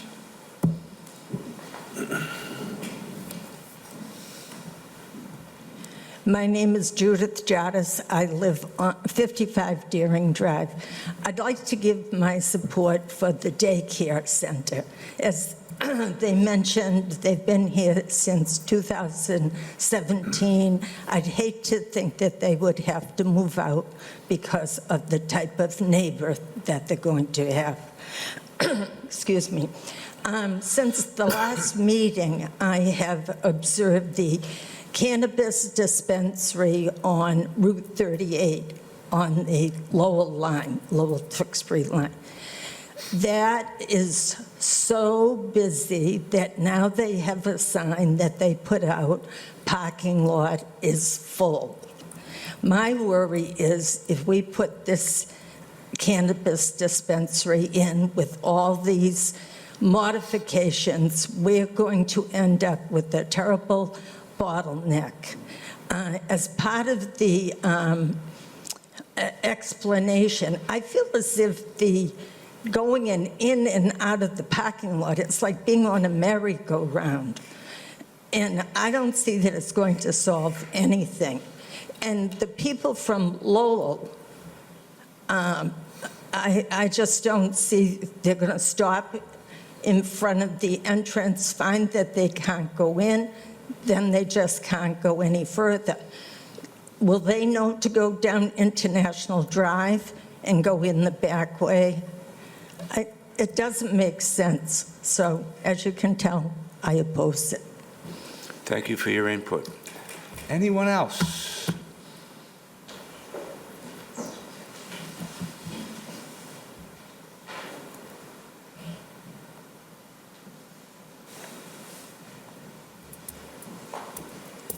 Hello, Michelle Stella, 80 Polly's Place. You received my 2-page letter, and so much has already been said here, and I will try to not be redundant. I think that mistakes can be made, and I think mistakes have been made with a vote. A vote is a vote, and I understand that. And for those of us that weren't there for that vote and weren't aware of what was being voted on, that's on us. I was not there. I wish I had been. With that said, that vote, we all know, doesn't really speak to everyone who lives in that neighborhood, maybe nobody who lives in that neighborhood. So we're here now, and we're hoping that you'll hear us. We've been here all the way through, I think with pretty valid points. I think a mistake has been made with that vote. I think a mistake was made with the planning board. I don't believe the traffic, not that I don't believe, I know the traffic report doesn't show the true story of what goes on out there. Going beyond traffic, I think, why not just, let's see what happens with the 2 dispensaries that, you know, haven't even been given a chance to be up and running. Let's see what goes on there, what problems, if any, come up. Everybody knows this was not the best location. It's not a good location. It's a wrong location. I'm speaking from Polly's Place. Not only are there the obvious, the daycare, but there's children that live all through Polly's Place. And it's like they're forgotten about too. There's young children, 2 years old, all the way up to high school. And we have to think about them. We're right directly across the street. It's the wrong location. I do have concerns about the financing. I'd like to see a more open book on that. That's a concern. I'm going to take a look at my notes to make sure I didn't miss anything important, but I just want to add that the crime it is a concern. When they talk about all the cameras and all those things, that doesn't make us feel safer. That makes us wonder, oh, my goodness, we're going to have a business that needs cameras and all these safes and special pickup trucks and special double containers before they go out the door that easily get opened as soon as they leave the door. When you start talking about all that does is freak us out more. We don't want it there. We don't feel safe. We're praying that you'll hear us. Thank you. Thank you. Thank you for your input. Anybody else? Seeing no one. Any other comments from the board? What is? Mr. Chair, I do have one question. I know a resident did bring up a question, and I think it's important to be able to answer that, about serving a patron under the influence. I know, you go into a liquor store under the influence, you're not being going to be sold to. So how is that dealt with? I know it's a valid question, so how do you address that? At any point in time, we think that anyone is impaired by any manner, we will not dispense to them. That is part of the regulation, and it is part of our RVT responsible vendor training that every single associate has to go through, is to identify what those signs look like and make the educated decision to not service that person. I'll second. I just wanted to answer. Okay, last call. Hearing none, or seeing none, I should say. Can I have a motion to close the public hearing? So moved. I have a motion made by Mr. Kratman, seconded by Mr. Ryder. All those in favor, signify by saying aye. Aye. Chair votes aye as well. What is the pleasure of the board? I'd like to continue this until we get answers to the questions that were posed tonight and give the Okay. board time to digest, as you mentioned earlier. Okay, so is that in the form of a motion? Yes, I'll make it in the form of a motion. Table this until such a time as we have answers to the open questions, and the board can set a date to readdress. Okay. Do I have a second? I'll second that, but I do have a couple, I want to just clarify to the applicant. Do we have a list of those open questions? So I just want to make sure that we're all getting the answers that you may have, that I brought up as far as traffic, the potential about finance. So how do we want to be able to put that list together believe that we provide to the applicant. follow-on item would be to get those questions together through Mr. Montori and get them pushed out. Okay. And then- Again, I just want to make sure we clarify that everyone gets, so Absolutely. we're able to make that decision. So whatever the decision is, that when the applicant comes back in, we're not coming back and saying, well, we needed another 2 weeks because this wasn't answered. So I just want to make that clarification. So, Mr. Mackey, you're making the motion to continue. Correct. Mr. Ryder, you seconding that motion? I will second it, and really, I think a couple of my concerns were traffic, that I'd like to see those potential of those other, that flow of traffic, that would help with the traffic engineer for the traffic plan. Okay, so you have a motion made by Mr. Mackey, second by Mr. Ryder. Mr. Montori, before we go, what is on the next agenda? Do we have, I don't know exactly, but I think it's fairly light, so we can put it for 7 o'clock for the next meeting. okay? Yeah, 7 o'clock for the next meeting. Okay, so I have a motion made by Mr. Mackey, second by Mr. Ryder, to continue this hearing until the next meeting date is, Mr. Chairman, so that wasn't the motion. It was until we have the information. So I want to get those questions to Okay. Mr. Ryder's point through Mr. Montori, get them to the applicant, let them get their responses, and then we can go from there. But I would hate to have That's what questions out there. I guess that's what I'm looking for, a timeline. So again, I want to make sure that we're being efficient as possible in what information we're requesting. So I'm happy to amend it, to put it on the next one, as long as there is a clear understanding that if we don't have answers to those questions, that we need to postpone until we do. That would be my concern, is that we expedite, we're a little too expeditious. And we know we didn't get the answers from last time, and we're here again, so I want to make sure we don't fall into that same hole, so. Okay, I just want to, I mean, I wasn't here for the last time, so I I can't. apologize. Yep, nope, I can't absolutely. answer. I'm just looking at, of the questions that I had. So, I could get those to Mr. Montori tomorrow. I just want to make sure that we're making sure that mine are answered, that Mr. Kratman's, the chairs, that we're getting them, and they're going to be answered in a timely manner, or get them to the applicant in a timely manner, so they can get them and get them back to us. What's the deadline to Yeah, Mr. what I would Montori? suggest, just for accuracy, if each of you can get me your questions first thing in the morning, I'll compile all of them and send them to Mr. Graffio. okay, so the motion is to continue to the next meeting. Correct, as long as we have that understanding that we need those answers prior to Okay, the and decision. then we have a second by Mr. Ryder. All those in favor, signify by saying aye. Aye. And chair votes aye as well. Mr. Kratman, you and I? Yeah, I'm fine. Okay, I that's just- 4-0. Mr. Chair, I know we have traffic. I know you had questions about the management. Is there anything else that we have? I'm just trying to get it clear, I know we have clear, concise questions on certain things. And that should be something but there's not something, either you get us the information, we have it for the next meeting, and from just the conversation, do you believe you can get those answers to us by the next meeting? Absolutely, and I don't remember any questions from the first application that I didn't answer, but just give me the questions and they'll be answered.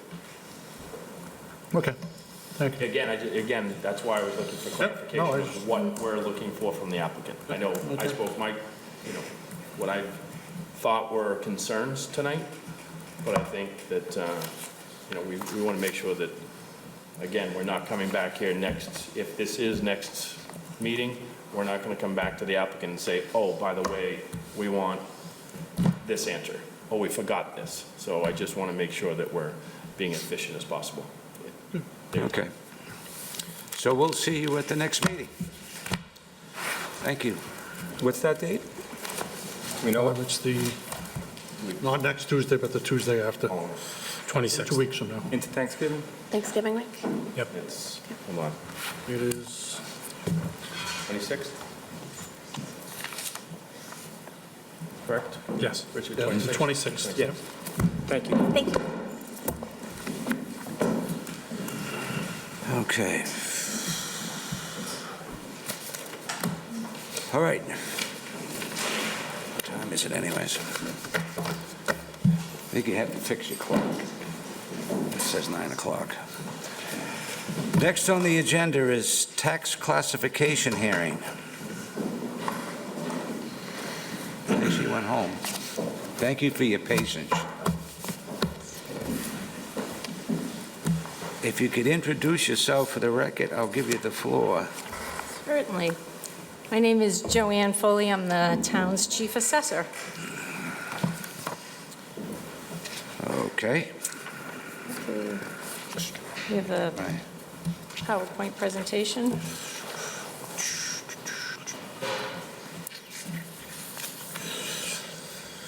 There you go. Thanks. Okay. Oh, there you go. I don't need this. Thanks for having us. Thanks for having me here tonight. I always like to start off with a thanks to everybody that helps us to get here. It's definitely a collaborative effort, from Richard to the Treasurer Collector's Office, the Accounting Department, Building and Planning. We pretty much touch every department at some point. But those are the main ones that assist us to get here, and also to my staff. We are a small department, but we really work well together, and it takes a lot of little work to get us to this big picture. So we'll get us rolling.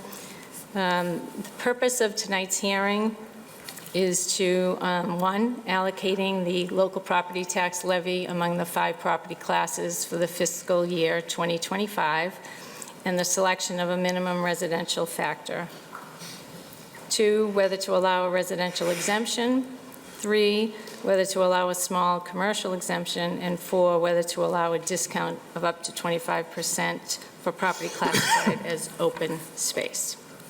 I'm going to start with the residential exemption, explain that a little bit. A residential exemption shifts the tax burden from lower valued properties to higher valued properties and to those owned by non-residents. This exemption is typically seen in communities that can be classified as large cities, communities with an abundance of apartments, and resort communities. In fiscal 2024, there were 18 communities using a residential exemption, including Boston, Brookline, Cambridge, Everett, Malden, Nantucket, Somerville, and Waltham. And typically, it's been the 18 communities. Not too many other communities have adopted this in, but historically, Tewksbury has voted no on that exemption. And then a small business exemption lowers the taxes on parcels occupied by small businesses and shifts those taxes to other commercial and industrial taxpayers. In fiscal year 2024, 14 communities used this exemption, including Braintree, Seekonk, Swampscott, and Rentham. We have typically also voted no on the small business exemption. The last exemption is open space discount. An open space discount would allow a discount of up to 25% for property classified as open space. This discount shifts the tax burden to the residential class. There is no land classified under open space in Tewksbury. Open space is classified as land maintained in an open or natural condition that contributes to the benefit and enjoyment of the public. It does not include land taxable under a permanent conservation restriction or used to produce income. Historically, the board has not granted a discount for property classified as open space. What is the shift? The tax shift moves the tax burden to be raised between residential open space classes and the commercial, industrial, and personal property classes. And it all starts with the classification of property. There are 5 classes: residential, open space, commercial, industrial, and personal property. And then to really kick off the whole process of setting the tax rate, we start with sales analysis. We identify all the arm's length sales, and an arm's length sale is defined as a sale that happens between a willing buyer and a willing seller with no unusual circumstances involved in the sale. We look at strictly calendar year sales, so from January to December. And it's always that preceding year because we don't have 2024's data here and verified yet, so we look at 2023's. In 2023, we had 154 single-family home sales, 101 condominium sales, 11 commercial and industrial sales. That includes commercial condos. We send out sales questionnaires to all of those properties. We have conversations with realtors, brokers, and developers. We physically visit and review as much data as we can regarding the property. We use MLS to review the property, and we also use aerial photography to review each parcel. We then take all of that data and we analyze the market. We then make market adjustments to the properties. We then take those market adjustments and the sales data and we send it to the Department of Revenue. They review it, make sure we hit all of our benchmarks. All property values and counts are reviewed by the Department of Revenue, and then all the adjustments that we made are, including the new growth, are reviewed and approved by the Department of Revenue. The next slide shows pretty much just a recap of fiscal year 2024 at the shift that was selected last year. You can see that the average single-family home value was $602,548 with an average tax bill of $8,068. It was a 8.9% increase in value and a 3.4% increase in their tax. And then similarly for the average residential condo, their value was $443,094. Their average tax was $5,933. With the value change, that value had increased 11.4% and their tax 5.8%. Commercial value was $942,073. Their average tax bill was $23,778, which is a value change of 7% and a tax change of 1.6%. And then the last category, average industrial, their average value was $1.1 million, sorry, with their tax of $29,258 and average value change of 9.3 and 3.7. You can see it was a pretty robust market for us.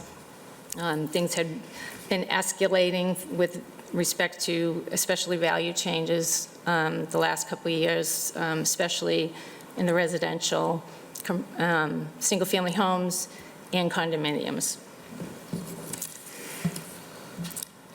So kicking off 2025, we start with fiscal year 2024's levy limit, the $98 million. We then would add any amended growth from the previous year, which we didn't have any. We add in the 2.5% amount, which was about $2.4 million. And then FY25's new growth that was certified by the state came in at just under $2.2 million.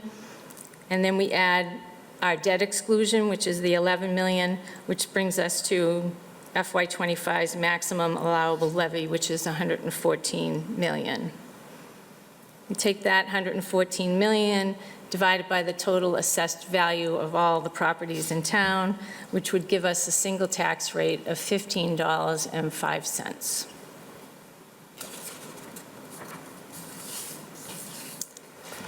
So the next chart, I just ran through pretty much those top figures for, which is a review of from 2023 to 2024.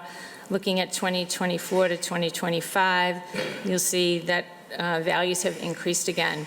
So the average single-family home for fiscal year 25 is now $629,508, which is a 4.5% increase in value.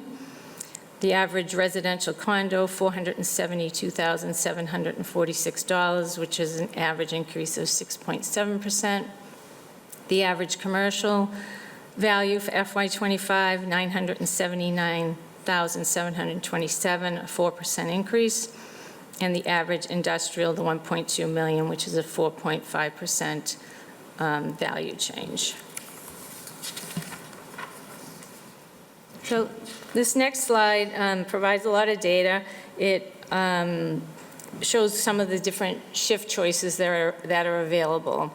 The very first line shows the CIP shift of 1, which is what we reviewed just a few minutes ago, which would give the single tax rate of $15.05. And it shows all the changes shows all what the average tax bills would be. The highlighted line shows the shift that the same CIP shift, the 1.66, which we used last year, and shows each of those categories in there. And I won't go into depth on there because the next slide we're going to go into the 1.65 shift, the 1.66 shift, and the 1.67 shift.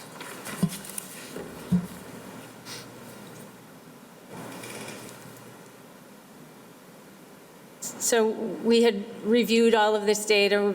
Richard and I had gone over it. He had a chance to review it, and his recommendation would be the 1.66 shift, basically staying at the same shift.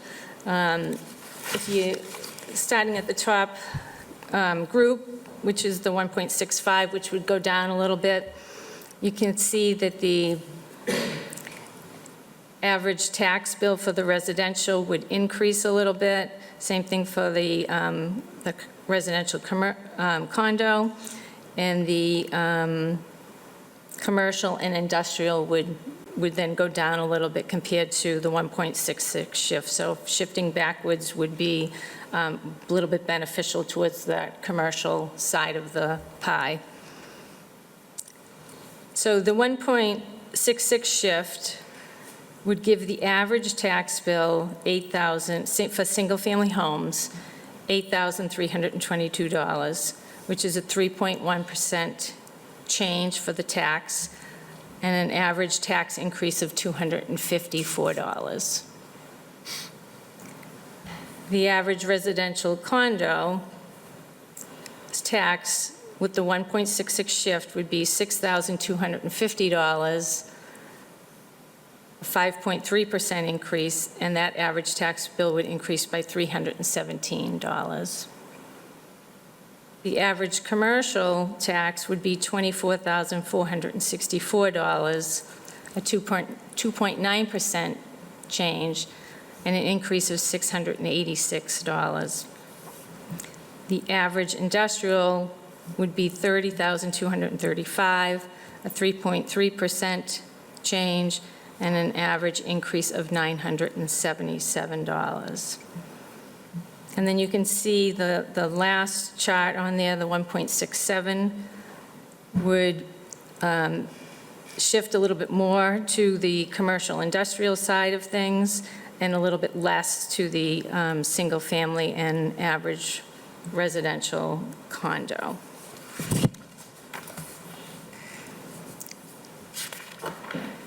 Move to the next screen. This just shows the total comparison of total valuation with the shift. It gives a little bit of history of the 2022, 2023, 2024. So with the 1.66 shift, the residential portion would be about 74%, which was down from the previous 74.5%. And then the commercial industrial side would be up on the other side of the, so what the residential goes down, the commercial goes up, basically on that.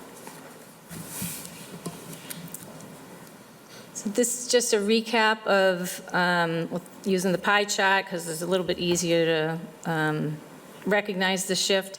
The pie chart on the left, the 2024, the 1.66 shift. The larger piece of the pie, the residential, took up about 75%, and the commercial industrial, 25%. So that was their burden to carry. But without the shift, you can see on the chart on the right, the residential would have been almost 85%, and the commercial industrial would have only paid 15.31%. So looking at that shift with respect to the 1.66 for 2025, it's a very similar picture. On the left, it shows with the shift that the residential portion, which is the larger portion, would be about 74.24%, and the commercial, industrial, personal property would be 25.76%. Without the shift, the residential portion would pay 84.48%, and the commercial, industrial, personal property would pay 15.52%. So very similar with respect to 2024's shifting and piece of the pie of the tax burden. This chart just shows our levy history, which obviously goes up every year with Proposition 2.5 being added, your new growth being added. So for fiscal 2025, we're at the $114 million. And then using the 1.66 shift that is being recommended, the excess levy between our maximum allowable levy and applying that tax rate to our valuation, the excess levy would be $41,726.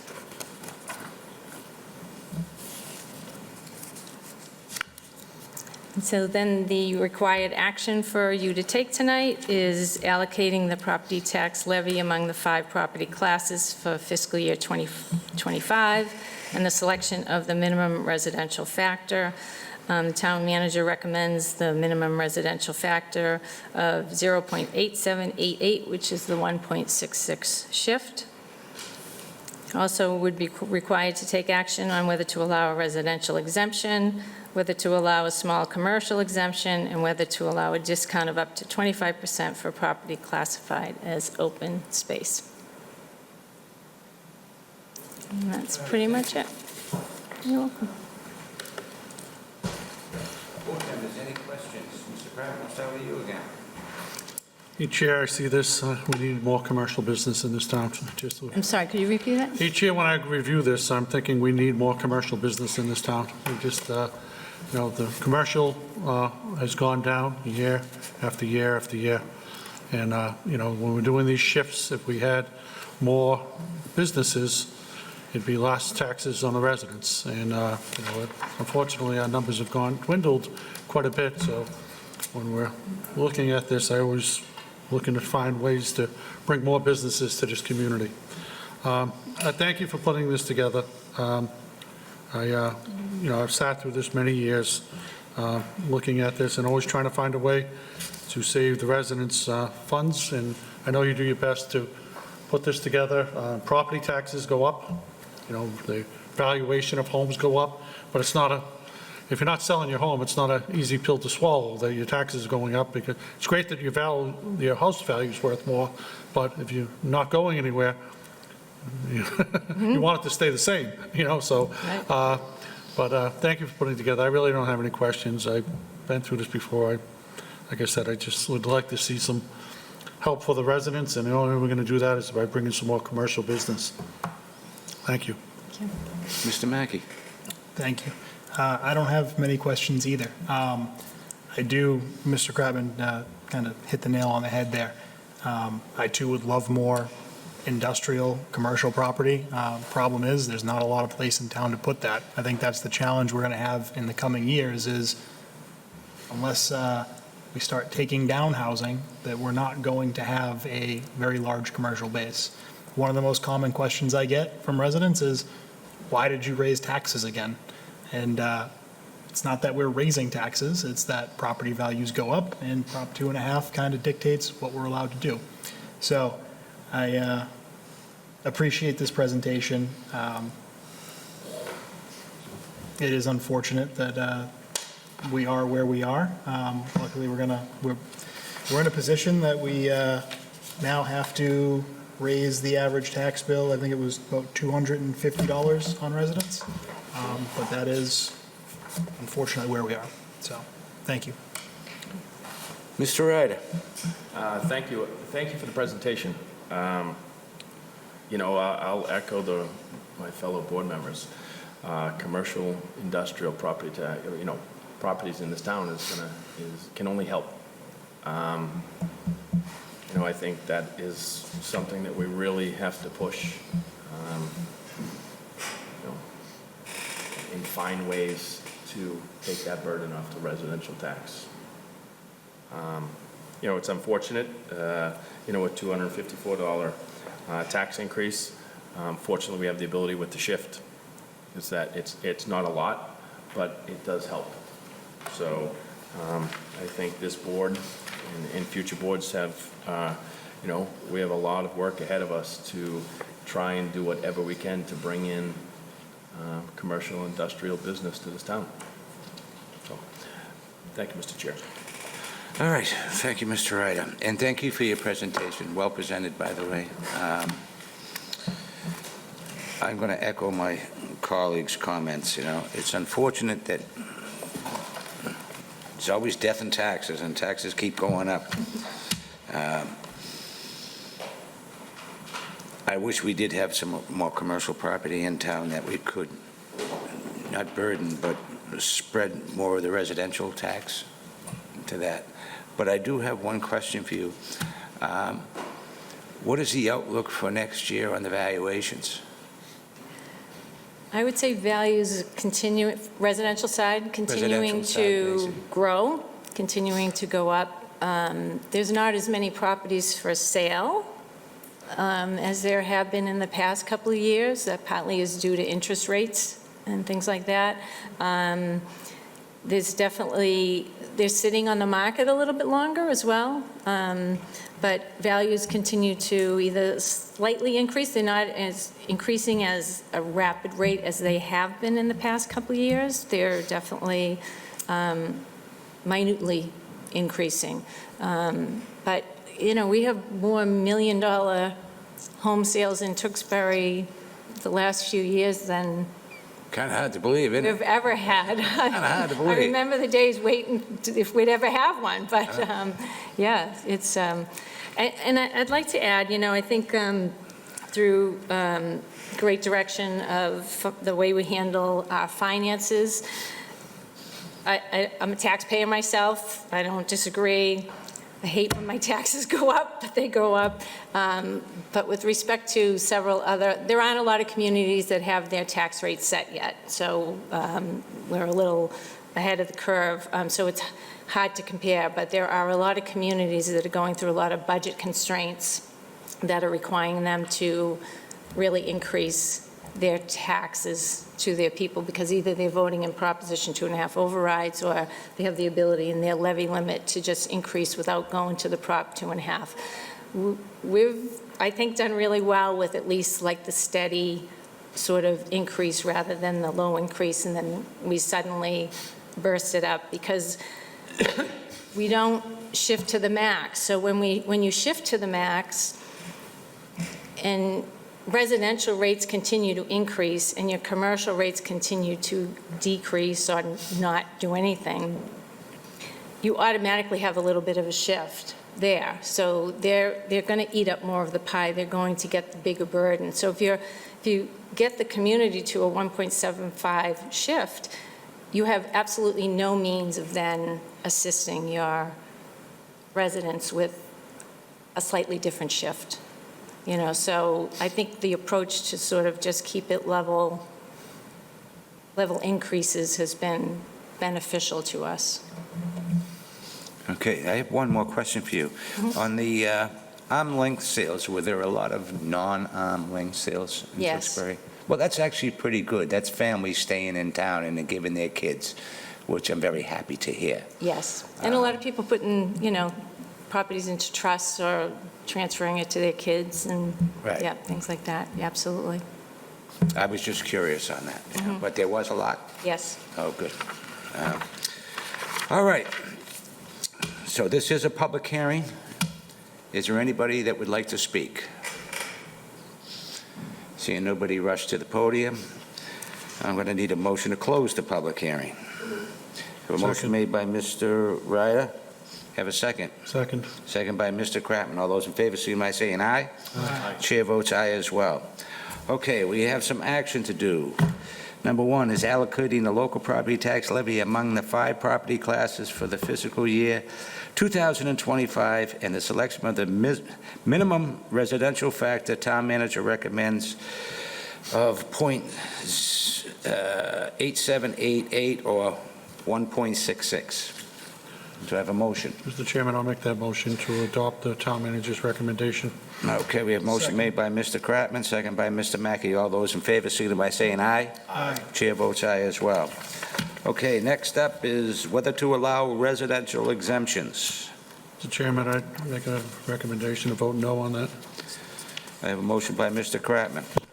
I have a second by Mr. Ryder. All those in favor, signify by saying aye. Aye. Chair votes aye as well.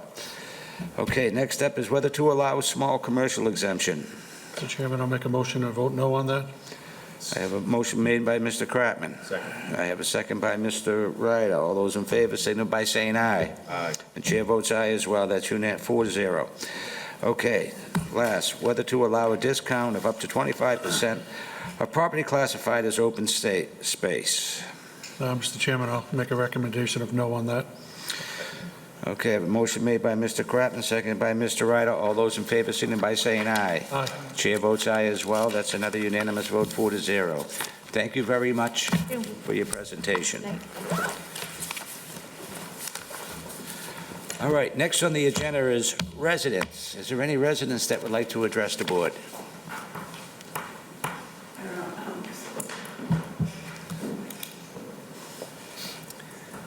You're going to have a discussion on the Trahan property later, or no? Yeah, but that's not going to be a public hearing. Oh, and so I can't. Ah. All right.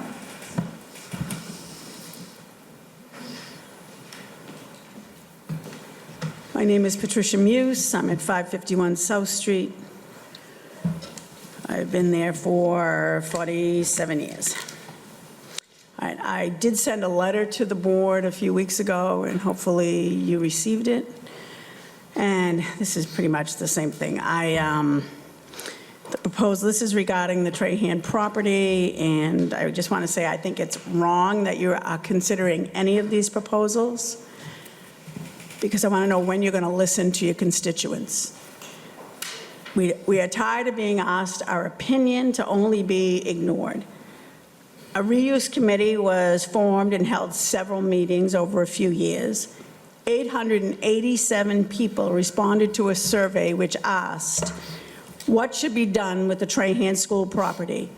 And the majority of those surveyed wanted a park. They wanted green space, which would include a dog park, various sports fields, walking paths, a playground, and no housing. The committee reported the results of that survey to the select board. You know, residents of Tewksbury, and especially in South Tewksbury, were tired of being ignored or being considered less than other parts of the town. At a special town meeting in October 23, the town manager's request of renting out just the Trahan School building garnered only 79 votes for and 50 against. The town manager at that time stated he had a hockey school interested in renting the building. Now I want you to think about this. 887 people responded to a survey compared to 129 people who attended a special town meeting. And I'll put special because that's when you get a lower group of people attending. No one responded to the original RFP, so I don't know what happened to that hockey school that was so interested in renting the property. Now we're looking at proposals that go far beyond the original town meeting article, which is an overreach of what actually was voted on, which I think is illegal. You, the select board, represent all the citizens in Tewksbury. Do the right thing, give us a park, green space in South Tewksbury in which all residents can enjoy. Thank you. Thank you for your input. Anybody else? See, no big rush to the microphone. All right, now we're down to approval of sidewalk easement, 1563 Andover Street.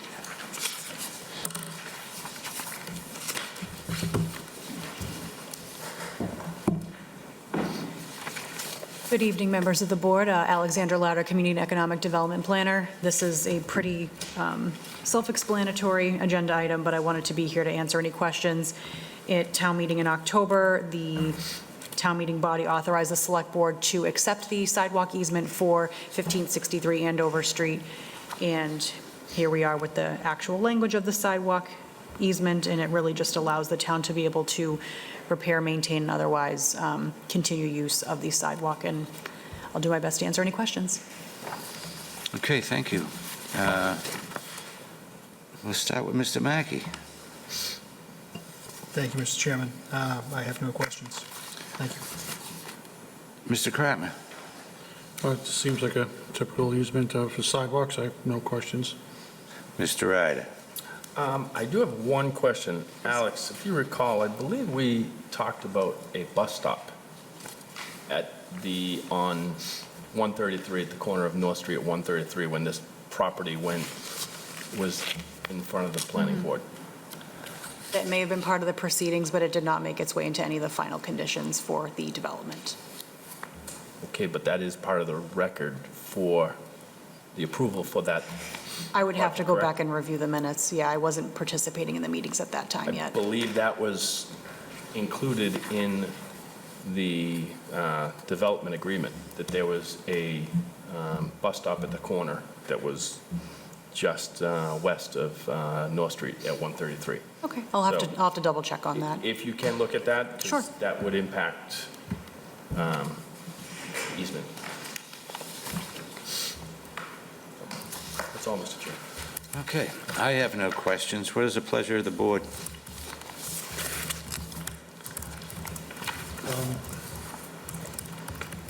What the? Well, that's the question is, if we accept the easement as it sits, we're not, would we have to go back and accept another easement for the bus stop? I'm not sure, so why don't we push this off till the next meeting? Yeah, Mr. Chair, I just got a question. So if it's a bus stop, like, what kind of bus stop? Is it just a sign that's out there that says bus stop, No, or is there it was- something there was that supposed to they're be actually supposed to put, There was supposed to be like a a, decel, or what, like what? no, there was a bump in, it was a covered bus stop, if I recall. This goes back, this was in the, I'd have to go in the way back. 2019. Yeah. Yeah. But I Is do it supposed recall to be that for schools, or is it supposed to be for the it was for LRTA? the LRTA. I'll have to confirm those details. So if you Yeah. could look into that? Sure. I mean, I know that was in one of the early versions of Sure. the project. I just don't want to accept it and then that in fact be part of this, so we'll have to, Sure. get clarification on that. Well, my question with that is, if they put the sidewalk in, the shelter would go on top of the sidewalk. Actually, the shelter goes to the back side of the sidewalk. Yeah. Right. So, I mean, is there enough space? again, Yeah. if it won't, I don't think it will affect the easement, but I just want to That's what I'm make sure. thinking, is like if they put it on the back of it, the sidewalk would be there anyway. You need a sidewalk for it. The only thing that would come in would be is if they required like some sort of ramp section or things like that that would go on for the sidewalk, but and we put sidewalks up and down 38 all over the place, and we put bus shelters in. I don't understand like how the easement, accepting the easement for the sidewalk would affect with the bus shelter being put there, that's all. Okay. Can I make a proposal? If we do it conditional on the fact that we figure out if that bus stop is supposed to be there and that it is not impacting the easement. So I would make a motion to approve with the condition that the bus stop question is answered, and if it is required, that we make sure it does not impact the easement. Sure. Perfect. That works. I'll second that. Okay, a motion made by Mr. Mackey, second by Mr. Ryder. And this is for the approval, not the warrant article that's been. Correct. No, that was just. Correct, that was just information. Okay. So, all those in favor, signify by saying aye. Aye. And chair votes aye as well. Thank you. Excellent, thank you. And I'll get back to you folks on that. Thank you. All right. Okay, next up is donation to the senior center. Mr. Montori. The senior center received a $5,000 donation. Not actually sure who provided the donation. It wasn't in the email. I can find that out, but we're looking to have the board accept it, put it into the donation account. I'll make a motion to accept the 5,000 donation with the contingent, if we find out who made it, we send a thank you letter on behalf of the board to whoever donated it. Second. Okay, I have a motion made by Mr. Kratman, a second by Mr. Mackey. All those in favor signify by saying aye. Aye. Chair votes aye as well. Mr. Montoya, if you can do the investigative work, please. Okay, next up is Pure Tewksbury, 1695 Shawshene Street, host community agreement. Mr. Montori. Yes, thank you, Mr. Chairman. As you remember from the Lazy River host agreement process, when it was sent to the Cannabis Control Commission, it was sent back to us to change the agreement to their standard template and agreement. The same has happened for 1695 Shawshene Street. Cannabis Control has sent back their comments, and they would like 1695 Shawshene Street to have a host agreement utilizing their model template. It's been reviewed internally by staff as well as town council, and we've spoken to the owner of 1695 Shawshene Street, and we're all in agreement that the model host agreement is satisfactory, and we're asking the board to approve the new host agreement and authorize me to sign it. Again, it's consistent with the Cannabis Control Agreement, Cannabis Control Commission's model and the previous host agreement that the board approved. All right, thank you. Any questions from the board? I have a question. Go right ahead, Mr. How did we receive this agreement template? Did they send it to our attorneys, they send it to you, or? I'd have to go back and look if they sent it to staff, and I'd have to go back and look. We can't get in touch with them. It's just like, Yeah, everything we do is they send us email. Yeah, so when we have questions for them, we don't get any response, but yet they send stuff to us and we respond. Yeah, their counsel sent an email with the comments too. It could have even gone to 1695 Shawshene, who sent it to us. Okay, no, like I said, I wish they were easy to deal with, and if we have questions, that they'd be able to answer our questions, but they send stuff to us and we respond quickly, and I wish it was reciprocal, that's all. Thank you. Okay. Anybody else? I do have a question, Mr. Chair. Are there specific questions that we're waiting for a response from? Because I don't feel that we should not be entertaining anything until we're receiving our answers. Cannabis Control Commission has been difficult, not the applicant. So we've put out a number of questions over the past 2 years, 18 months, and I don't think we've gotten a single response. Yeah, in regard to this particular application, there are none outstanding. Okay. Just in general during the process with applicants who have come in front of us, we've had questions, and even town council, when he calls there, it's not easy to get responses. No, I want to clarify, it wasn't. Clarify, so the resident watching, when you brought this up, they'll say, wait a second, No, there's questions It's that the they haven't Cannabis answered. Commission that doesn't respond, not the businesses that are coming in front of us. Anytime we've asked the local business that has tried, we've got an answer. Okay. But when we send things to the Cannabis Commission asking for clarification or some language or for anything, you're talking to yourself. I just wanted to clarify that for people watching. Thank you. Okay, I have no questions. So, Mr. Montoya, you're looking for us to approve this host community To approve the agreement? host agreement and to authorize me to sign the agreement. Okay. So moved. Okay, we have a motion made You beat by me to it. Mr. Mackey, second And I'll second that. by Mr. Ryder. All those in favor, signify by saying aye. Aye. Chair votes aye as well. Okay, next up is the Trahan reuse discussion.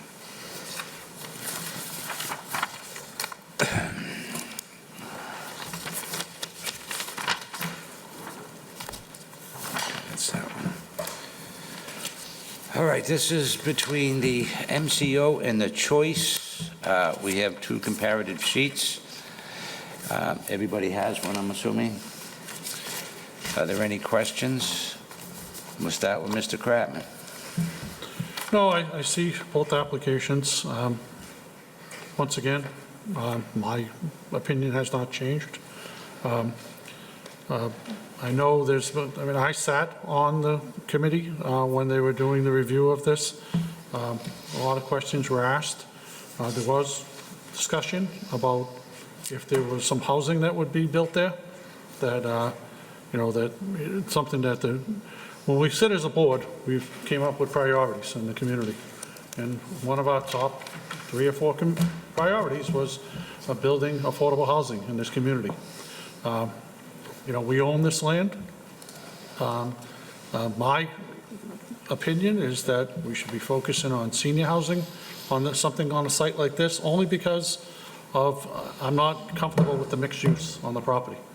I'd like to see something that would be helping our neighbors and our local families that live in town. When you build senior housing, you tend to get people from the community that take advantage of it, or people from, or not far away.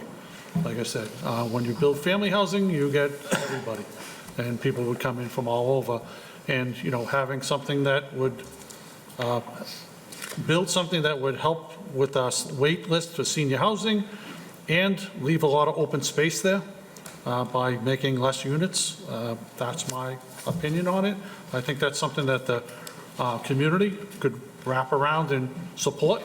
It's going to have to go in front of the town meeting to discuss this. And, like I said, I'd like to work with something that I think that the residents in that area don't want more traffic. They don't want, more things that are going on there. I grew up right around, and my kids live right around the corner. I used to walk to the Trahan with my kids when they went to the school there. Went right out the back of my house and walked down the street to it. I know the neighborhood, I know the neighbors, and I think it's, like I said, if you had something that had senior housing and it fit in the element and you made some open space and some park use, I think that's something they would welcome. But I'll leave it up to the board to their opinions on it as well. I know we have need for family housing. I just don't want to build something that doesn't fit in the area and too much being jammed on one spot. Thank you. Mr. Mackey. Thank you, Mr. Chairman. I agree that we do need senior housing, and I also think that we do need that family housing, not necessarily because we need large houses, which is why I like the bungalow style. But there are also a lot of 20-somethings and 30-somethings in town who can't afford to buy a house, who are from this town, who are living with relatives or friends or whatever. And I can probably think of about 15 off the top of my head. And I think this would be a great place for people to kind of get into and be able to stay in town. I don't like pricing out our seniors, and I definitely don't like pricing out the future of our town who have grown up here and spent their entire lives here and don't wish to leave. So I think that the bungalows, which includes that building for senior housing, gives us the best of both worlds. I do not like the density. I think 57 may be too many units, and we need to bring that down. I think we also need to look at as I said, when we saw the bungalow proposal, that site design needs a bit of work. I'm a big fan of the concept, but I'm not sold as is. I live half a mile as the crow flies from here. I don't want more traffic. I don't think anybody does, but if the two are kind of juxtaposed. If we want more businesses and we want more housing, we're going to have more cars. You can't have both. So if we're going to do an intelligent development and we're going to have kind of kill two birds, one stone, we're going to have the senior housing units, and we're going to have a place for the 20-somethings, 30-somethings who don't want to leave this town. I think that works for me. Again, I'm not sold as it was proposed, but I think that is the better of the two proposals. I'm not interested in approving as is. I am interested in moving forward with discussions on the bungalows so we can look at some of those things. I believe Multiple board members had questions about the layout, the number of units, et cetera, and I would like to move forward with that path. Thank you. Mr. Ryder. Thank you, Mr. Chair. I'll agree with both other members. We need senior housing. We need affordable housing for kids graduating college, just getting married, starting out. I'll agree with Mr. Mackey. I don't like the number of units. I think 57 is definitely too many on that site. I look at, the variety of options that they had. It's the benefit of the senior housing as well as some other 1, 2, 3-bedroom varieties. I also like, being responsible with our finances. We're roughly talking $2.2 million versus about $5.2 million out of our Affordable Housing Trust Fund. Also looking at, with the choice, it's a $15,000 a year payment in lieu of taxes. With the MCO, there's no pilot. So, when you purely look at this from a financial status, the MCO works, but it also works in terms of getting a little bit of both for the community. A little bit of senior housing, a little bit of affordable housing for those families just starting out or just moving to the town and can't afford to purchase a house right away. I think that gives some, a little bit buy-in in town, becomes part of a citizen of the town and becoming involved in our community. Both of the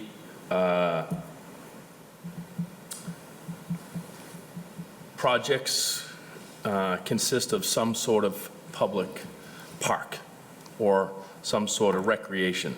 And,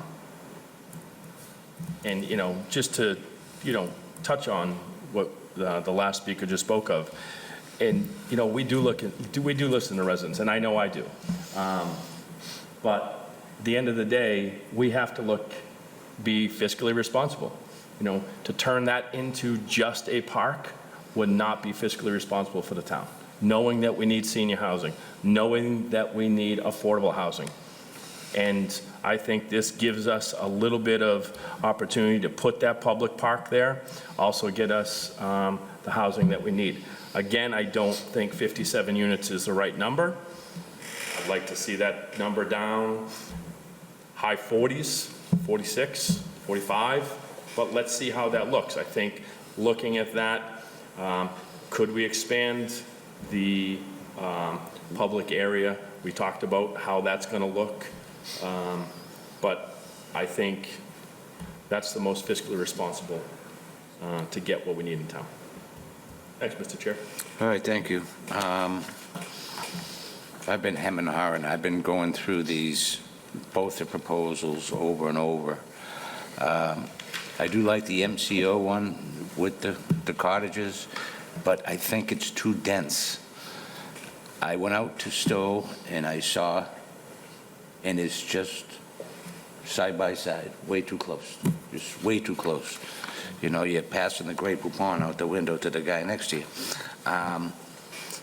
But I do think the need for senior housing is more important, for me at least, because when you have the other units, the 1, 2, and 3 bedrooms, again, they're not within, because some of them are going to be regular rents. They're not all going to be discounted rents. But I think we need to have the continuum of this discussion with some more information of what we want to do with each proposal. Whether we want to reduce, what does this look like when it's reduced to 42 units? What does this look like if it stays to 46 units? You know what I mean? So, Mr. Montour, you said our next meeting was light, right? Yes, Mr. Chairman, I believe so. So I think does everybody still have their original packages?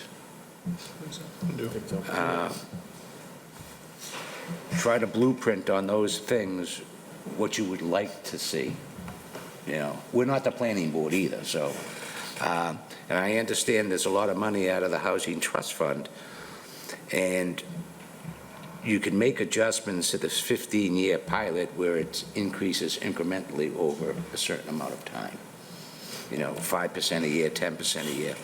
But I do think that the seniors in this town really need the housing, although other people do too, people who can't afford housing. But I also need to know, I understand that the choice is managed by the Housing Authority, where MCO is managed by a private organization. Is that correct? The choice is the Chelmsford Housing Authority. Right. And So we know MCO how is a housing private group. authorities work. But I believe but I think they'd use the list. They use the list. They all Both use of them the would list. use the list from the Housing Authority. That was my contention of, trying to, when you use the housing, then it goes statewide. So family housing, you're going to get people will go in family. I've served on community boards for 30-something years, and I've seen with family housing, they'll come from all over. Doesn't make a difference where they're coming from. And if you're on that list, it's like you can be living in Tewksbury, but you don't get the priority sometimes with the family housing. It's like we can have I think we can ask for that, but I don't think the state even gives it. So we can be building a lot of family housing and nobody from Tewksbury may be able to get it. That was my concern. That's for any affordable unit. I was going to say, that's for any affordable use. However, this is managed by a private, we can put that stipulation in because this is privately managed versus the choice. However, the other concern I have with the choice is, and he was pretty clear, we're investing $500,000 up front, and we are anticipating that they are going to receive grants. And if we all heard, the MBTA housing, the governor is pushing back on communities that have not complied. And if you look at how many cities and towns have submitted plans, have been kicked back to cities and towns because they weren't large enough. So are we putting $500,000 up with a potential gamble on this one, where we're putting, no matter what, we have to knock this, the building should come down if we decide that we're going to go this direction. If not, it's a $2 million hit out of, free cash, or we go to town meeting for an authorization.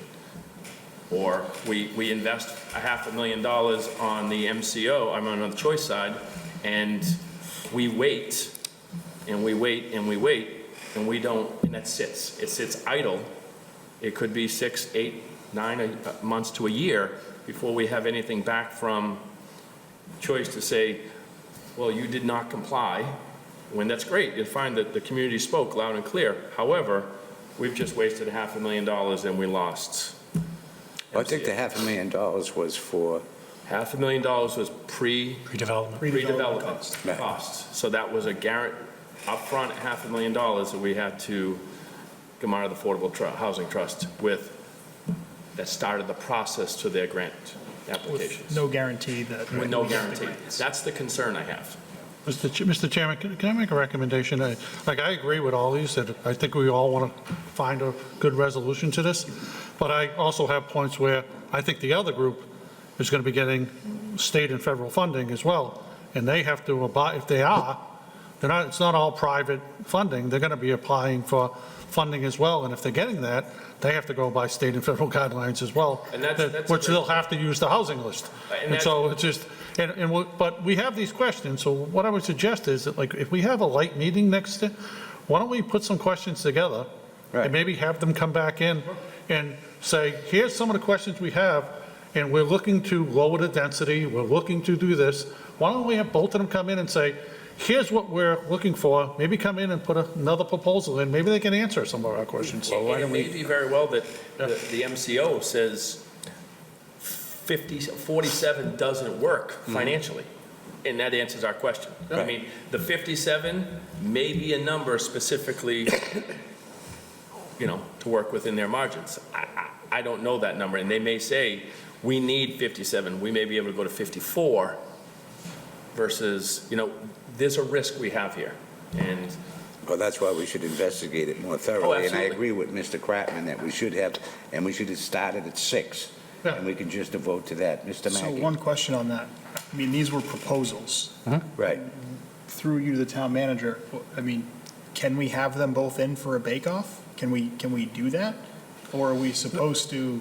I think I think we can schedule, let's bring them back in and ask you questions.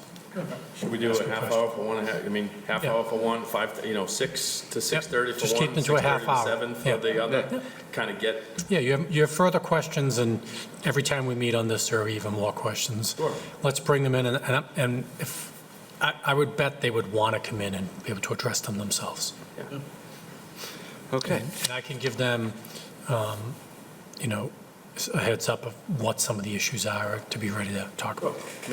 I think, you talk about density versus the two big things, the density with the MCO, in my opinion, density with the MCO, and choice, you're looking at the potential of $500,000 up front with no guarantee. And does the MCO plan on submitting for any state funding?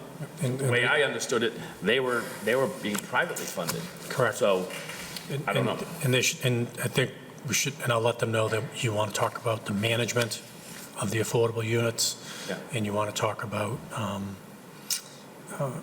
How they would, local preference also. yeah, that's the number one That's question. very It's like, important. Yeah. Because there is an opportunity to get up to 70% local preference, but how do you get there is, we need to talk about that. Also, I know there are a lot of minutia around this. A good question, if we don't have the answer now, is do we lose all of those units going on the affordable housing if we start implementing some of those? So if we start saying has to be from Tewksbury, do we start losing all those units going on affordable housing inventory? No, That's another Yeah, consideration. I'm not sure you would as much as what's the criteria, so there's just a process. I think we're all on the same page here. My goal is to have something that works for the community. Absolutely. Make something that, we're going to have to go to town meeting, something that the residents could wrap their arms around and say this works. But I also want to make sure that, we're near that 40%, that 10% for a 40B. And the more we put on, and we have our own property that we can use to suit a need and make something that works for the community. So, like I said, I'm not opposed to anything, but like I said, I've done it so many times, I just feel that, I've seen what works and what doesn't work. It's just my own perspective, and I'm just not comfortable with some of it. Let's ask the questions. Yeah, Let's see, absolutely. some of these places that were built are built out in suburban areas where there's no traffic. Yeah, that's Like you went out to Stowe. Stowe is there's, similar. there's not a lot. Where we're building it on a pretty busy intersection, and we're already busy. So it's just finding something that works for the community, residents would be happy with, and suiting a need. That's why I was I'm not against family housing, believe me. I think we need some family housing. I just was thinking, let's look at this for senior, and then let's find another location for some family housing. We need some in this community. So I just didn't want to, like I said, I didn't know if it would work together. That's all. Mr. Chairman, I just want to clarify one thing. You won't need to go back to town meeting, but they would have to go in front of the ZBA if they're as friendly 40Bs or 40Bs. So abutters will be noticed and be able to go to the hearings. Well, if we're spending money, we have right out of the affordable. So the trust fund, the board already has the approval. Okay. It's already So it would not anything require- beyond that, as Mr. Ryder said, if you're going to use any other funding, you need to go to town meeting. Okay. Okay, so you're going to put that for 6 o'clock at our next meeting. Sorry, one last alibi question. For MCO, I know it was mentioned that for additional contributions, we may be able to get additional affordable units. I'd like to see some fuzzy math on what those might look like, just so we can have that information for that discussion. Thank you. Okay. Up next is letter to the governor. Has everybody had a chance to read the letter Yes. Any opinion from board members? No, this is something that I think is well overdue. I spoke to the town manager about this, and, he had sent a letter previously, years back, about what the concerns were. And, I've seen a lot of things in the community about how we're picking on the poor state hospital. And I find that, we're not picking on a place if it was run properly. The people up there need services. They need care, but not at our expense. We spend a lot of money on every day I see our ambulances and our fire trucks heading in that direction. And when we try to get reimbursements, it's either vetoed or whatever it is, and it's done. And then we have conversations about, well, people aren't getting off the Tewksbury State Hospital. When I sat and I talked with Tewksbury State Hospital and I met with them, I asked them the specific question. I know there's outlying facilities that are on these grounds that the state that has allowed them to do, but who's responsible once they're on there? And the administration from Tewksbury State Hospital says, we are. That was my response. It wasn't like, they have their own thing, we're not responsible for them. They took right up front, they are responsible for those other locations as well. And when we ask questions about them, they don't even they just talk about the hospital and don't mention any security for the other locations. And that's something they should be, if I was responsible for it, I'd be saying we need more resources. They don't even mention it. And any of their analysis of what's going on. I got some things about, we're trying to build a wall around there. Listen, we're not building a wall for Mexico, okay? That's not what the conversation is. The conversation is about if somebody's on there and needs to have security, there should be security for a place. People that are transported there that are either dangerous or violent or any kind of, or have some, mental illness should not be able to walk off those grounds into our community where our seniors are, where our library are, and where our recreational area is. And that's something that needs to be addressed. It's like, if you talk to the people at Tewksbury State Hospital, if you ask them, do you need more funding? Absolutely. So we're not berating them. They're doing the best they can with what they have. The problem is they don't have enough resources.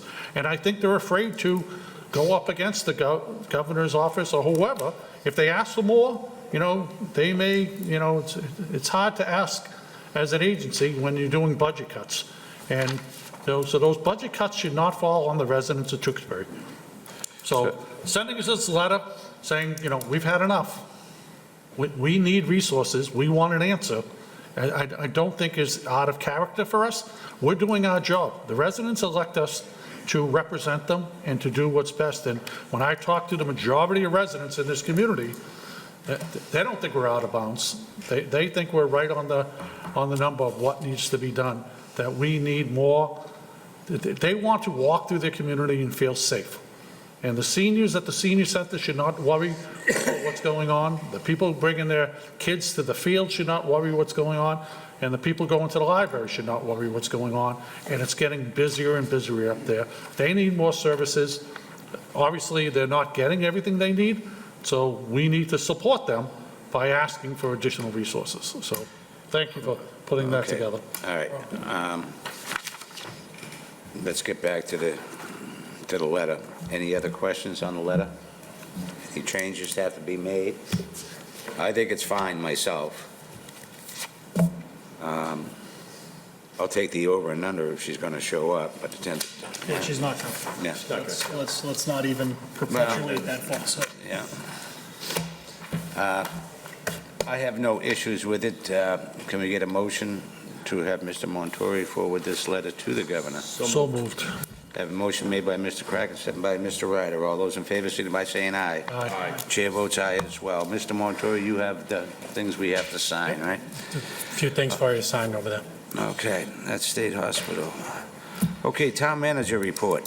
The only thing I have is an invoice from Town Council that has been revised. There was a mistake under the town meeting issues line item. It was calculated incorrectly. The new bill that I'm recommending is $3,697.50. I'll make a motion to approve, How much? Wait, 1 second. I'm sorry. That added up, how come mine says 5,610? It should be 3697.50. 69750 Yes. The total.